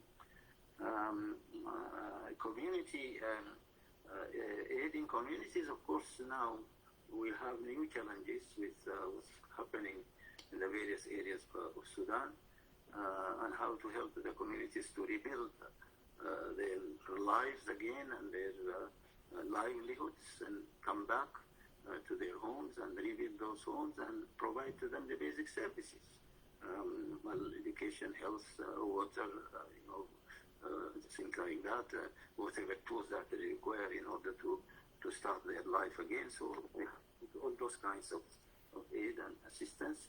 And of course, the best thing is to help those communities to start depending or counting on themselves. Thank you, Dr. Nureldin. I have a few things to add to the aid, how it can be sustainable. First, like putting the aid in the right place. If it is for development, it has to go to development project. If it is for health, and then also condition aid. If the aid is going to the government from the foreign government, it has to be conditioned with accountability and clear measurement and benchmark. But also aiding the affected communities, like aid that invests in people that is sustainable, whether like capacity building, human resource development, providing technical assistance to institutions. That will be kind of aid that will be helpful in Sudan, instead of giving money to military and then they will end up buy weapon and kill their own people. So. Yeah, definitely. There is also the program that the funds that help train leaders. This is sustainable. And this is something I think is very well needed in Sudan. Don't forget also there is multiple international organizations that fund solar energy, especially in remote areas like the World Bank. They have a program, the USAID have a program. There is the Sustainable Energy Fund for Africa. So these are all, I think, opportunities that Sudan can start to catch on once the political situation, I think, stabilizes. And they are all sustainable. Indeed. Thank you, Dr. Maha. I think those were a good example. So there is the question number 6, how our work in different countries inform the situation in Sudan right now. Well, I can answer that. As I said earlier in my presentation, my opening remarks, there's lessons learned in many other countries. Well, the ones I know better, of course, are Burundi, maybe the DRC, South Sudan, Somalia, Ethiopia to some extent, and Rwanda, having worked on those countries. But of course, the main thing, what I have taken from those countries, is that you have to have what have we done in Burundi, for example, very quickly. The Burundians came to us and asked, when I was working for UNESCO, help them to organize their own national dialogue. They do not go to the UN. They do not go to the politicians. They came to UNESCO as an organization of knowledge, culture, education, and communication. And they said, we heard about your cultural peace program. Why don't you help us? And then I was sent there. It's a very long story. What we have done, number one, we helped them to organize a conference on their own issues, the fundamental problems. What are they? They, Burundians themselves, they have to identify it, which is they did. Why are they fighting? Is it political? Is it ethnic? They said, no, it's not ethnic, it's political. It's the politicians who are manipulating us. Okay, this is one thing. The second thing is, how do you deal with your own history? Or Sudan Tutsis? They said, help us to better understand our history. I organized, when I was handling a regional program in Nairobi in 1999, I helped organize a conference on the history of Burundi. And it turned out to be the key, because the findings of those two meetings were essential for the kickoff of negotiations in Arusha, 1998 to 2000. Mahamed at that time was on them, and we communicated them. We see, this is what the Burundians think the solution can be. And then they started. And to deal, as I said, if you don't deal with the contradictions within the society, why people fight, the fault lines within the society, how to manage the diversity of a country, why are people fighting, what are the historical grievances, and all this, you will not find a solution. So I will just stop here because it's a long story. I can send you, I have a chapter in one of my books that I wrote on Burundi that explains all this. Okay. In English. Thank you. And Arabic, actually, both English and Arabic. Great. One single lesson I've learned from the previous crisis, especially working on atrocity prevention, is that in all countries that have been through atrocities, Liberia, Rwanda, even in the recent crisis in Kenya, the former Yugoslavia, in Iraq, is accountability was the key. When the most responsible were held accountable, so that does not finish or give satisfaction to everyone who have been violated, but at least created the sense of justice, but also showed others that they are held accountable, and then that there is no one above the law. So that is the best example that we, especially in Sudan, as Ambassador Satti mentioned, we have to hold on to, because there hasn't been any accountability, and we see the pattern of crimes continue because of that. So I will stop here for the sake of the time, and we'll look at the other questions. I think that the ending violence, both questions are the same question, so that we can take that.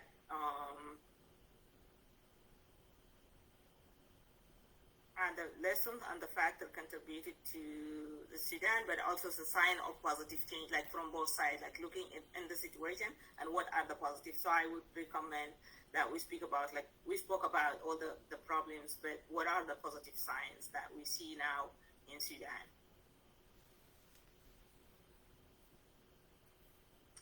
Well, I don't know. The positive side, the only positive side is the drive for change that I can see from the street and from the youth, and the determination to achieve the goals of change in the Sudan. For me, this is a sign of hope, and that 3 years on, the revolution has not faltered, the resistance has not faltered, and for me, this gives me hope for the future. That we have this flame, I would call it, which is burning and will continue to burn, I think, and for people determination to have change. And of course, this alone is not enough. We need also to see some kind of change, of a positive thing. I think also the dialogue which is engaged. I tell people, if you are not democratic now, you are not going to be democratic in the future. And this is very important. We have to practice democracy now. And we know that we are different. We know we have some people who are from the left and others from the right and others from the middle and others from nowhere. And so I think this is one thing. How do you connect all these dots? And how do you form a common core, a common platform for democratic change? And I think this is what you alluded to earlier when you said that we need people to talk to each other. So I think there also we have positive signs about divergences of opinion, but our problem is how to create a common platform to dealing with those and emerging and getting out of it something constructive that will help us move forward. I think this is important. Dealing with the roots of violence in the society is a long story, but it's important. It has to do with education. It has to do with upbringing. It has to do with the mindsets. It has to do with the perception of the Sudanese of each other. It has to be with the regional construction of Sudan, how each region looks at the other, and how do you correct the total, the outlook of the Sudanese to themselves and to the future of their countries, and how do you resolve the competition over resources, because this is very important. There is no change, there is no sustainable, democratic change without a solid economic and livelihood base. It will not be sustainable. So how are we going to put together all these issues? The issue of the mindsets on one another, the issue of diversity, management of diversity, and the issue of perception of each other, and the issue of the livelihoods and the struggle over resources and the tensions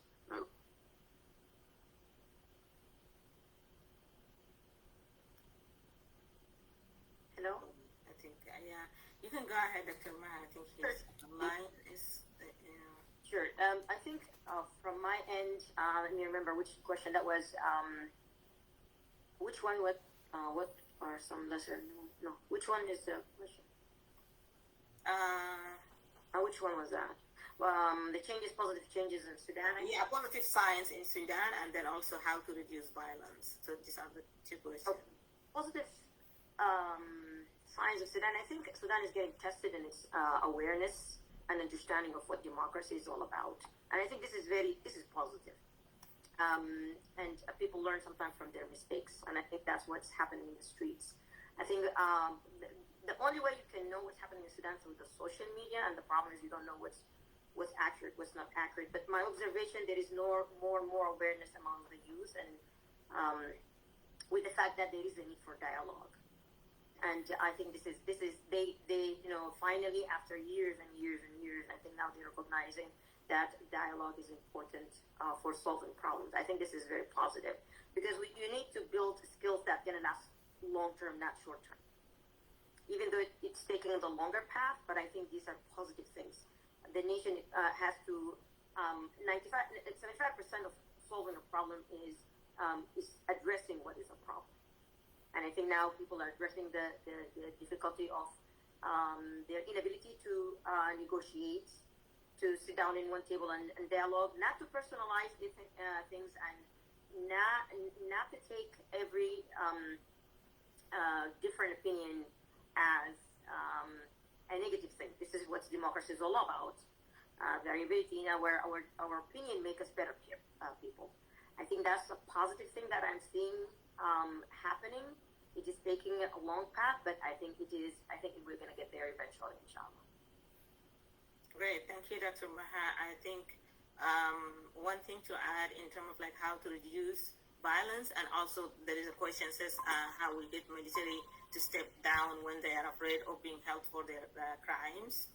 And then there is a question about the unity among the diaspora. So I'm going to be brief in summing this. Reducing violence, in addition to you both who said, is addressing the root cause of the issue, but also the international and regional actor must stop supporting individuals, like pumping money into the military.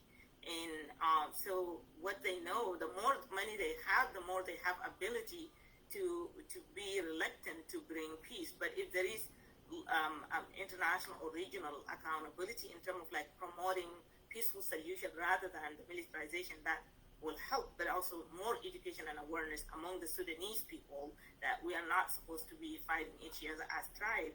We rather have to look with what makes us Sudanese and what brings Sudanese together and what resolve the issue of Sudan.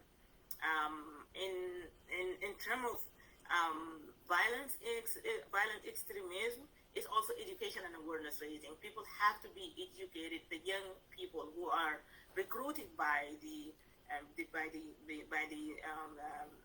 NCP people or the Islamic regime, they have to understand that these are like violence is not a solution, and that we Sudanese must not promote that. We have our own history, our culture, but also looking into how we can live in peace, promoting peace, the solidarity, and among the diaspora. I think the unity of purpose. We have to first articulate what is our purpose as Sudanese, whether in the diaspora or in Sudan, and work toward that purpose. So that will reduce, instead of people aligning themselves with individual, even among political parties, let everyone articulate their vision for Sudan. And if we have a common vision, then that will make life easier. But for those of us in the diaspora, we should not fuel divisions among the people of Sudan because of so-called like our affiliations, political or any others.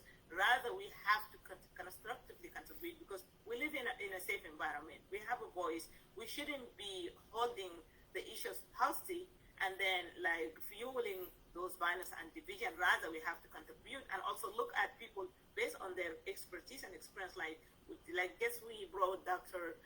Satti and Dr. Maha. We have so many Sudanese who have expertise, have capacity. Can we tap into that to utilize it into the benefit and the betterment of our country? So that's the question that we need to give everybody their place in the table or in our society, whereby we have doctors, we have professors, we have lawyers, we have people with different background and fields that they can contribute to the solution. If I may add one thing, Niemat, to what you said earlier, you mentioned support of the current military regime internationally. I think we have to be, we have to look deep into why, ask ourselves why this is happening. I don't think current international interfering countries to support the transition to democracy are a big fan of Burhan. Burhan is not favored anymore. However, you can say in the Sudanese word, "Jinnan ta'arf wa la jinnan ma ta'arf." So they don't know the political parties outside, what they are up to long term, what political vision long term, who are they going to align with long term. So if at least they are now having Burhan under check by funding him and forcing him to do what can be done in terms of sitting at the table and talk and at least say it verbally and willing to step down and from the political arena. But they have no way to reach out to the political parties and the opposition in the streets and the Rijal al-Muqawama, and to understand what are they up to in the future. So the community, the international community, it's our fault. I think we need to get our act together and have clear international plan. So if you comfort them, they will stop to fund him. This is a market. This is a true market, political market. If your agenda aligns with who is willing to help you transition to more democracy, they will support you. If your agenda is not known long term and is not trusted, they will not support you. At least they know Jinn al-Burhan for the time being. But they don't know what's happening in the street, the different political parties and how they're going to influence the Sudan policy long term. And as Dr. Nureldin Satti said, they don't want Russia to be in Sudan.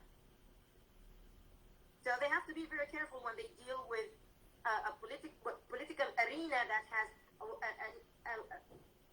communist parties, Ba'athi parties, Nasri parties. They did not get rid of Saddam Hussein to bring al-Ba'athi party in Sudan. We have to be smart. This is politics. We need to be intelligent about what we expecting and what we want from them and how to get it. I cannot agree with you, Dr. Maha. Absolutely right. Like, if we know what we want, then people will trust, and then I wanted definitely to make it sure to give you, each one of you, to wrap up like your final words for our speakers. And I think that we won't have enough time, but I will stick around to summarize our conversation in Arabic for our audience. I know we can't keep everyone, but I will definitely do that after we get each one of you say their final words to our audience. طيب لو سمحتوا يعني أنا أقول شكرا جزيلا يعني للمنظمة العريقة،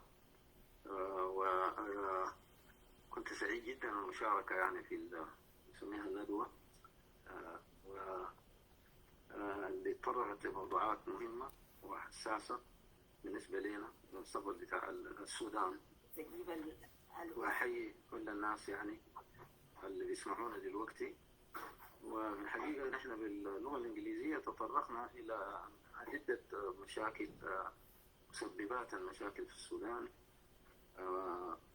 على إثر الانقلاب المشؤوم أنا بسميه اللي حدث، اللي له سنة دلوقتي.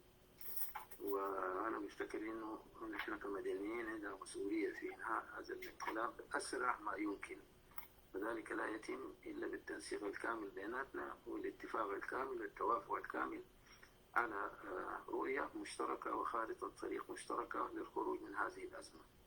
وإنه اللي يجمعنا أكثر من يفرقنا كثير، اللي يجمعنا هو أساسي رفض الانقلاب، التخلص من هذا الانقلاب بأسرع فرصة، والتفرغ لإعادة بناء السودان على أسس جديدة. وهذه الأسس اللي اتفقنا عليها نحن، أسس الحرية والديمقراطية والعدالة والحقوق الأساسية والمتساوية لكل السوداني.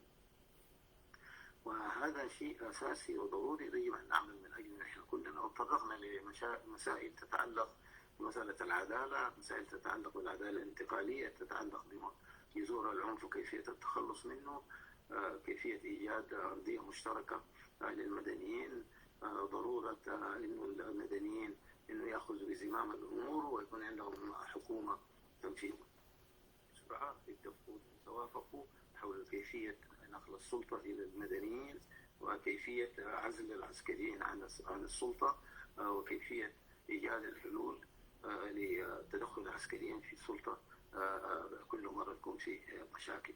إعادة النظر في النظام السياسي، في نظام الأحزاب السياسية وإصلاح هذا النظام، الإصلاحات المطلوبة في المجالات المختلفة. المجال الإداري تطرقنا عنه، تكلمنا عن مسألة الجيش الموحد وكيفية الإصلاح للقطاع المدني والعسكري. تطرقنا إلى كيفية إعادة المهجرين، أنا أسميهم IDPs، الناس الذين خرجوا من ديارهم من سنين طويلة، سواء بقوا في معسكرات النازحين أو معسكرات اللاجئين في البلاد المجاورة، كيفية عودتهم إلى أراضيهم واستيفاء حقوقهم وتعويضاتهم وكل هذه الأشياء. مسألة الشباب وكيفية تشغيل الشباب وكيفية يكون هنالك صندوق لتشغيل الشباب، صندوق للضحايا الإنقاذ وضحايا الجرائم. مسألة عدم الإفلات من العقاب وكيف نتناولها في إطار بتاع العدالة الانتقالية، وكيف أن نتخلص مرة واحدة من هذا الوضع في السودان. أنا أشكركم حقيقة، يعني ممنون كثير لهذه الفرصة، وأتمنى لكم إن شاء الله التوفيق يعني والسداد، وشكرا للزميلتين دكتورة نعمات ودكتورة مها، وشكرا جزيلا. شكرا لك كثير ولمساهمتك الثرة، وإن شاء الله نتمنى إنه نتواصل في الحوار ونحاول بقدر الإمكان نساهم بمجتمعنا. The floor is yours, Dr. Maha. تفضل. إن شاء الله. أنا حختصر لأن الوقت ضيق، حختصر البوينتس الحلول اللي أنا طرحتها. العمل على توحيد المقاومة الداخلية. وديت عدة طرق، واحدة منها بالتحكيم الغير رسمي لتقريب وجهات النظر بين الأطراف الآن في يعني في المشهد السياسي. ودي ممكن نختار باختيار شخصية سودانية غير سياسية عندها الحكمة، معروفة بالحكمة والخبرة، فإنها تتواصل بين المجموعات وتحاول تقرب الآراء بيناتهم وتشوف الحاجات المتفقين عليها تثبتها والمختلفة تشتغل فيها. Also الطلب من المجتمع الدولي المساعدة لعمل ورش لتدريب الأطراف المختلفة من المكونات، مثلا قيادة لجان المقاومة. شباب ما شاء الله عنده الحماس الوطنية والإنرجي، لكن ينقصه الخبرة بتجي بالسنين. يعني we cannot minimize ننزل فائدة الخبرة وأهميتها بإنه بس الوطنية دي بيشتغلوا مع بعض. وكذلك حتى الأحزاب أعتقد إنه they need workshop refreshment. السودان كان مغلوق لمدة 30 عام تحت حكم خلى داير صينية في أكله وشرابه وانعزل عن العالم، والعالم تطور في 30 سنة دي في السكيلز بتاعت إنه how يدير الخلافات وكيف يصل لحلول فيها. فأعتقد إنه المفروض داخليا مطلوب من الجهات الراغبة في التحول الديمقراطي في الوقت الحالي إنه يدوا فند للتدريب. حتى لو دارين، على فكرة في فند في أمريكا ممكن يجيبوا الناس هنا يدربوا، حتى قيادات لجان المقاومة، لأنهم دي شباب المستقبل، هي القيادة في المستقبل. فأنت لو دار حاجة sustainable للعمر الطويل دار تدربهم، والحاجة دي ما معناتها في الشارع دي، الحاجة دي can go concurrently.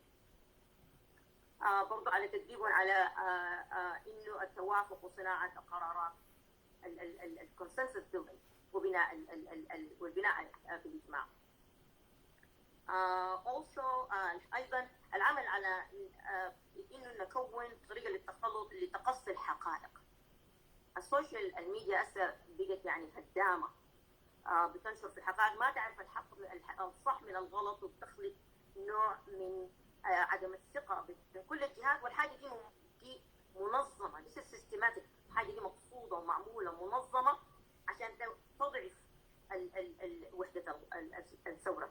فأعتقد إنه مهم جدا إنه نعمل نجد نظام لتقصي الحقائق بعمل شبكة علاقات مشتركه بين الجهات المختلفه الشغاله في الشارع. كان احزاب، لجان مقاومه، وتجتمع periodically عشان تدي ابديت، عشان تدي معلومات تجدي توريهم هم عملوا شنو. والحاجه دي بتعمل الترانسبيرنسي، الشفافيه الطالبه الشارع، وطالباها حتى المنظمات والمكونات السياسيه مع بعضها دايره شفافيه. انا يمكن انه الحاجه دي بتتعمل، لكن يعني ما تستنى لحد ما الشارع يشكك فيك بعدين انت تطلع ببيان في التلفزيون. This is too late.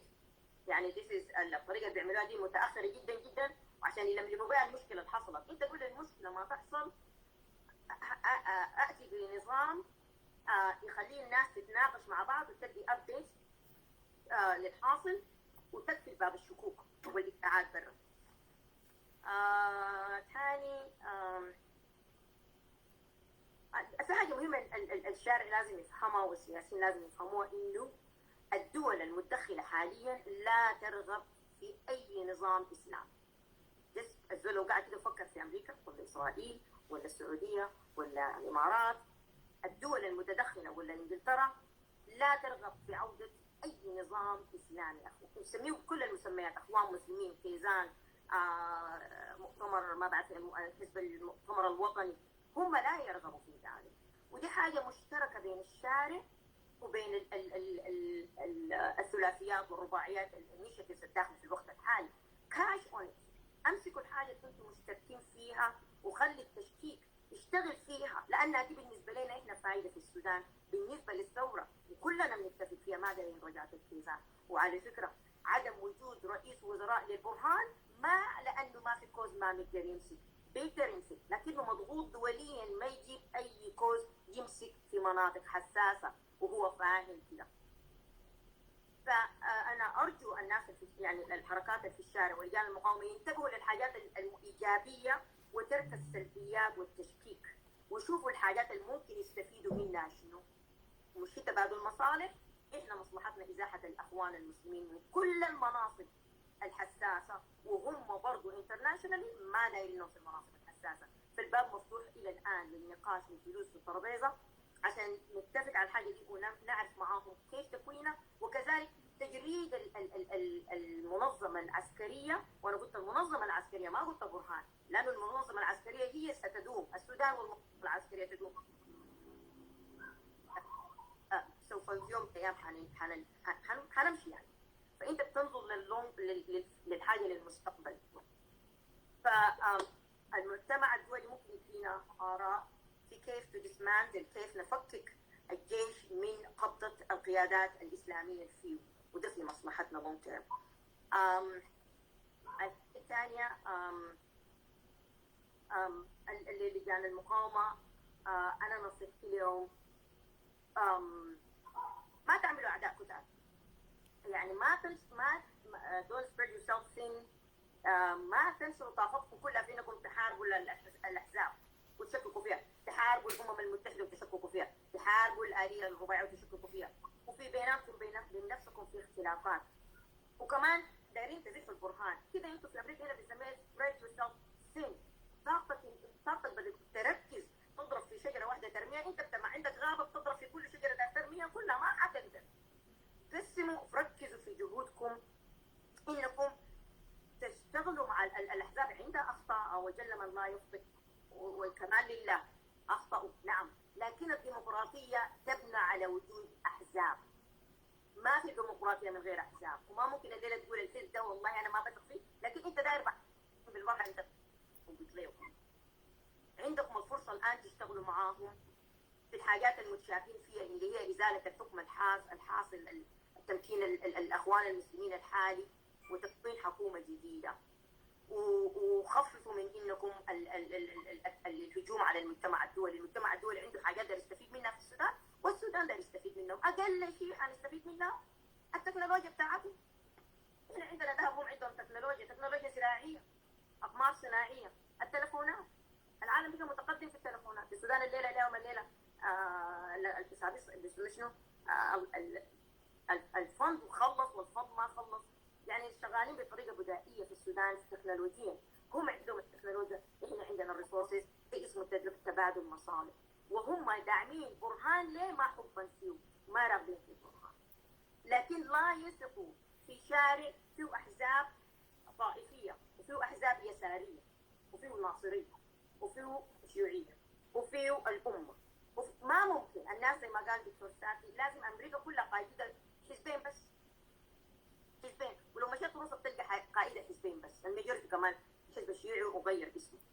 فما ممكن يكون عندك 10 أحزاب في الشارع بطرق مختلفة وأنت متوقع إنه المجتمع الدولي يقول للبرهان زح ولت يو إن، وبعدين وهو ما عارف وجهة نظر الأحزاب هي شنو في المستقبل دايرين يوالوا منه. الناس تجتمع تشوف الأحزاب الكبيرة في أحزاب صغيرة to be honest يعني you might need to eliminate it أو هم يجتمعوا مع الناس الأحزاب الكبيرة وتكون أحزاب اللي تجتمع في نقاط معينة تنضم لبعض، تكون عندنا حزبين 3 أحزاب 4 أحزاب ممكن نتخاطب مع بعض، لكن لما يكون في مليون برا ما بتقدر تتخاطب. فلازم الناس تجنور الأحزاب الصغيرة اللي هي أجندتها اقتصاديا لا تتماشى مع العالم الحالي، والعالم الحالي اقتصاديا انفتح على بعضه. روسيا، الصين، أمريكا كلهم بقوا كابيتاليست، كلهم شغالين بصورة انهم يتبادلوا المصالح. الصين بتصدر لامريكا، امريكا 3-4 سوق لما تمشي تلقى جاي من الصين. فالناس لازم توعى في السودان انه لازم الناس تتوحد، تقلل من عدد الاحزاب السياسيه في الشوارع، تتفق على يكون عندها نظره لونج تيرم بعيده الامد. هم دايرين احنا شنو اقتصاديا وحنوالي منه عشان المجتمع الدولي، الجزء من المجتمع الدولي بيحاول يساعدنا الان يساعدنا في انه يتخلص او ازاحه الاخوان المسلمين من العساكر، وهم دايرين الشراكه من العساكر، لكن ما الشراكه بالمعنى الشريف في الشارع الان. هم دايرين لهم جيش قوي يحمي منافعهم في المنطقه وما تدخل روسيا في المنطقه. فالناس has to be honest وتعمل رياليتي تشيك، لازم نكون امينين مع نفسنا ونفكر في الكلام ده، واذا اردت ان تطاع فامر بالمستطاع. ما تمشي لامريكا والامم المتحده تقول لها زحي لي البرهان وانت الاحزاب بتاعتك ما متفقه، جزء داير اشتراكي وجزء داير ليبرالي، والامم المتحده تساعدك، ما حتحصل ولا امريكا تساعدك ما حد. وشكرا كثيرا. شكرا لكم كثير دكتورة مها ودكتور ساتي. حقيقة يعني انتم ما خليتوا واردة ولا شاردة، أنا بس بضيف نقاط بسيطة من جانبي أنا يعني to fill the gaps. اتكلمنا في حاجات كثيرة كما ذكروها المتحدثين الاثنين من خبرائنا. المهم الحاجة اللي أنا يعني داير أركز على إنه مبدأ المحاسبة والمساءلة، لأنه إذا ما في مساءلة معناه إحنا الديدن بتاعنا بيكون الجريمة المغننة في البيت، في الشارع، في المؤسسات، وده لازم يقيف. الحاجة الثانية الوحدة، توحيد وجهات النظر، يعني ما تتوحدوا كلكم في حزب، لكن الناس تكون عندها وحدة الهدف المشترك. يعني لما الناس تكون عندها هدف مشترك زي ما قالت الدكتورة مها انه تمشوا للمجتمع الدولي وانتم مقسمين وعندكم مليون احزاب، ما في زول. اجبروا الاحزاب تخطوا اولوياتكم واجبروهم يتبنوا مشروعكم او توجهاتكم او رؤيتكم للحل. لجان المقاومة، السيفل سوسايتي او منظمات المجتمع المدني ممكن تخط اولوياتها والحاجة اللي عايزة تشوفها. الناس في السودان يعني درجة انها تكون رياكتيف او شنو رد فعلي طريقتهم اكثر من انه تكون مبادر. فاحنا نشجع انه يكون في روح المبادره، يعني مش المظاهرات مهمه انك تكريت فيزيبيليتي وترفع صوتك، لكن الاهم وات نيكست. لما ترجع البيت انت المفروض تكون قاعد شغال في انك تاسس لاطار مؤسسي، اطار للبناء البناء المؤسسي في السودان. داير تشوف يعني مؤسسات تدير السودان، المؤسسه العسكريه لازم يكون عندك وجهه نظر فيها، المؤسسه التعليميه، المؤسسات السياسيه، الدستور. كل الدول دي بتحكم بالدستور وما في رئيس بيستفرد بحكم دوله. احنا في السودان لانه ما عندنا دستور. المحامين الكتار السودانيين في الداخل والخارج المتخصصين وين؟ ما نستفيد من بيوت الخبره السودانيه على انه ناخذ حقنا فورورد. انا افتكر مما سقط حكومه حمدوك الى الان ده فشل من الاحزاب ومن الشارع السوداني والشعب السوداني نفسهم، اذا كانوا سيفل سوسايتي ولا افراد، في انهم ما قدموا مقترح، ما قدموا بديل. يعني شخص واحد عشان تقدمه كبديل.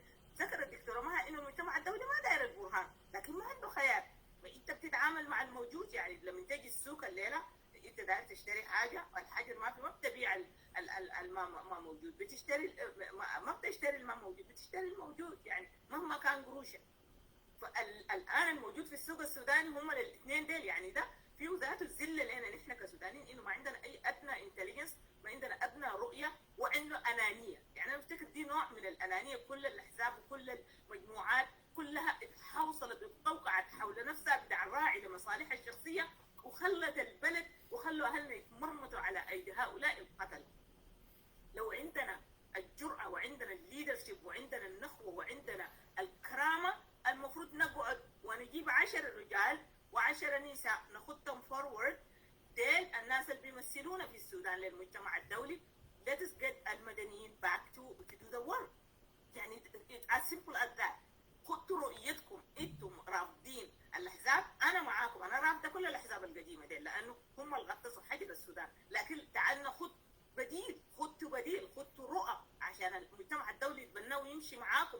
خدوا ناس اقوياء جديرين في انهم ما يخدموا لقبيلتهم ولا لنفسهم ولا لحلتهم ولا لحزبهم، يخدموا للسودان. خدوا انه يعني ده ممكن يكون ديبيت الان السوشيال ميديا اللي بتشتموا فيه، وبعد يكون ده ممكن تخطوا فيه مقترحاتكم اطروحاتكم انه دي اولوياتنا للتغيير في السودان. اللي بيبقى راجل بيتبناه وبنجيب وراه اذا كان حزب الجن ولا كان اذا حزب الامه ولا حزب الشارع. يعني دي المفروض دي الطريقه المفروض. انا بفتكر برضه في السودان دي مشكله السودان مسؤوليه فرديه يا جماعه. ما نقعد ونلوم الناس، نلوم ديل هم لانه لقوا ادينا الفرصه، لكن احنا المفروض كل فينا يتحمل مسؤوليته. انه المسؤوليه مسؤوليه فرديه وجماعيه.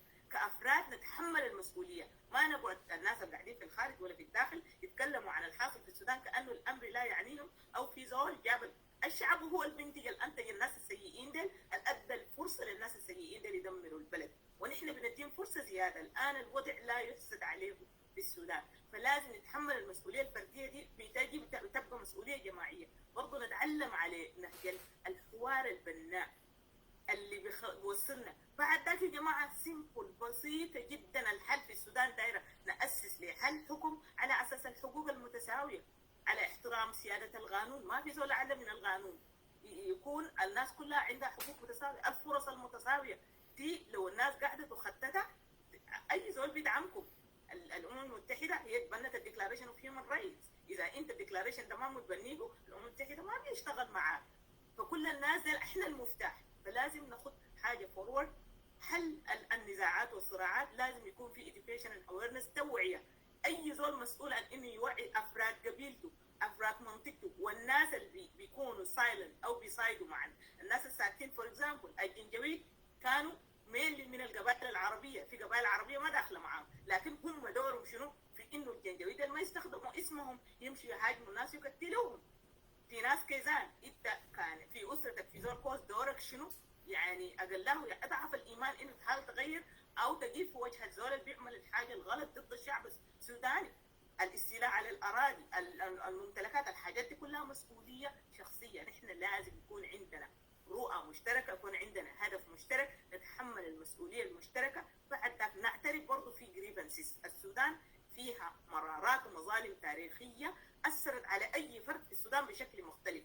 اذا اخذتنا الحد وفقا للمرارات دي بغض النظر انه دارفور بيمثلها منو، بيمثلها عبد الزنبار زيت ولا عبيد، اذا اخذتنا انه اي زول هجر يرجع لارضه الاصلي ويوفروا له الحمايه ويرجعوا له ما فقد من الكرامه، يكون في اعتذار، يكون في قانون يحاسب يردعوا الناس، بيكون خلاص المشكله اتحلت. الانسان ده يكون عنده حق في التعليم، حق في التوظيف، حق في الاستثمار، ويستفيد من ارضه الموجود، ويكون في قوانين تحميه.